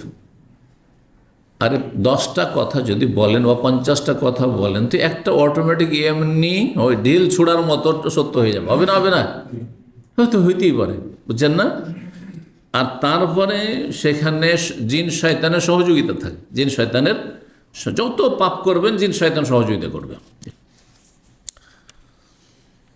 তো কখনো কখনো তারা এই গণকরা এমন কিছু বর্ণনা করে যে কিছু যে সত্য হয়ে যায়। রাসূলুল্লাহ তখন বললেন যে এর রহস্য হচ্ছে তিলকাল কালিমাতু মিনাল হক, যেই কথাটি সত্য হয়ে গেছে সেটি আসলে সত্য কথা, ঘটার কথা। ইয়াখতুবুল জিন্নিও, যেটি জিন ঊর্ধ্ব গগনে, ঊর্ধ্ব আকাশে গিয়ে সেখান থেকে ছোঁ মেরে নিয়ে চলে আসে। যখন ফেরেশতারা ওখানে আসমানের ওপর থেকে যখন ফয়সালা হয়ে ধীরে ধীরে খবর পৌঁছিল, তখন আকাশের কাছাকাছি ফেরেশতারা যে আলোচনা ওপর দিকে করছে, ওদের কাছ থেকে কান পেতে শুনে ছোঁ মেরে নিয়ে কোনো একটি কথা যদি একটু শুনে নেয় যে এইটা ঘটবে, আগামী ইলেকশনে অমুক দল জিতবে আর অমুক অমুক হবে ইত্যাদি, হয়তো ওইখানে আলোচনা চলে, ছোঁ মেরে নিয়ে এসে বলে দিল যে এইরকমটা হবে। ইলেকশনের আগে ফলাফল গণকরা বর্ণনা করেছে। বুঝতে পারছেন না? তো হইতে পারে এটা। তো বলছে ইয়াখতিফল জিন্নেও, জিন সেটাকে ছোঁ মেরে নিয়ে আসে। ইয়াকুররুহা ফি উযনি ওয়ালিহি, তার যে বন্ধু, জিনের বন্ধুকে, জিন শয়তানের এই গণকরা, তার বন্ধু গণকের কানে সে কি করে, হ্যাঁ, গোপনে এসে বলে ফেলে। কাররা, কেমনভাবে? কাররা দাজাজাতে, যেমন নিক্ষেপ করে। কাররা একরকম কাররা দাজাজাতে, যেমন মুরগি, হ্যাঁ, খাবারের, বাচ্চার খাবারের দানাগুলি মুখে নিয়ে বাচ্চাকে খাওয়ায়। হ্যাঁ, বাচ্চাকে খাওয়ায়, ঠিক ওই রকমই। ফায়াখলিতুনা ফি আকসার মিন মিয়াতি কাযিবা, একটি কথা যে সত্য জিনদের মাধ্যমে গণক জেনে গেছে, ওর সাথে 100টি মিথ্যার সংযোজন করে আর তারপরে তখন বর্ণনা করে অনেক মিথ্যা হচ্ছে, কিন্তু একটি যে সত্য হয়ে গেল ওতে তখন বিশ্বাস করে নেই। জি, 118 নম্বর অধ্যায় বলছে বাবু রাফিল বাসার এলাসম। এই অধ্যায় হচ্ছে আকাশের দিকে দৃষ্টি উঠিয়ে দেখা। যদি আকাশের দিকে তাকান এটি জায়েজ কি না? আকাশের দিকে তাকানো জায়েজ না? জায়েজ নয়? ব্যাস, নামাজের মধ্যে এখনই তো বলেন জায়েজ। তাহলে আপনাকে বলতে হবে যে কোন অবস্থায়, যখন এইভাবে অস্পষ্ট প্রশ্ন করা হবে তখন জিজ্ঞেস করতে হবে যে আপনি কোন অবস্থার কথা জিজ্ঞেস করছেন, নামাজের ভিতরে, দোয়ার ভিতরে, না এমনি সময়। তাহলে 3টি অবস্থা হয়ে গেল। দেখেন, এর নাম হচ্ছে দ্বীনের ফিকহ, মাসলা মাসাইলের ক্ষেত্রে ফিকহের জ্ঞান। আর আমাকে জিজ্ঞেস করলেন, হ্যাঁ ব্যাস, হ্যাঁ, যে আকাশে তাকানো জায়েজ, বলছে না না না না, জায়েজ নয়, জায়েজ নয়, এটাও ভুল, আর জায়েজ জায়েজ এটাও ভুল। তাহলে কি বলতে হবে? নামাজের ভিতরে হলে জায়েজ নয়, কঠিন শাস্তির কথা আছে হাদিস। দোয়াতে যদি হয় তো জায়েজ, কিন্তু তারপরে উত্তম হচ্ছে আপনি হাতের দিকে তাকান, যে আপনি হাতে আল্লাহর কাছে যে হাতে চাইছেন ওই দিকে তাকান, কিন্তু আকাশের দিকে তাকিয়ে কেউ যদি চায় জায়েজ। আর এমনি সময় তাকিয়ে, আকাশের দিকে তাকিয়ে আপনি দেখছেন আর গভীরভাবে চিন্তা করছেন, সেখান থেকে উপদেশ নিচ্ছেন, হাসিল করছেন। হ্যাঁ, আল্লাহ এদিকে দাওয়াত দিয়েছেন, আফালা ইয়ানজুরুনা ইলা বলে দেখো, এদিকে সেদিকে উঠকে দেখো, পাহাড় দেখো, আকাশ দেখো, জমিন দেখো, ওয়াইলাস সামাই কাইফা রুফিয়াত ওয়াইলাল জিবালি কাইফা নুসবা ওয়াইল আরদ কাইফা সুতিহা, দেখো আফালা ইয়ানজুরুনা, আল্লাহ দেখতে বলেছেন, বুঝছেন না? তাহলে দুই দেখা জায়েজ। কি দেখা? হ্যাঁ, এমনি আকাশের দিকে তাকানো জায়েজ, কোনো আপত্তি নেই। দোয়াতে জায়েজ, কিন্তু না তাকালে ভালো, কিন্তু তাকানো জায়েজ। প্রয়োজনে আপনি আল্লাহর কাছে চাইছেন, জায়েজ আছে।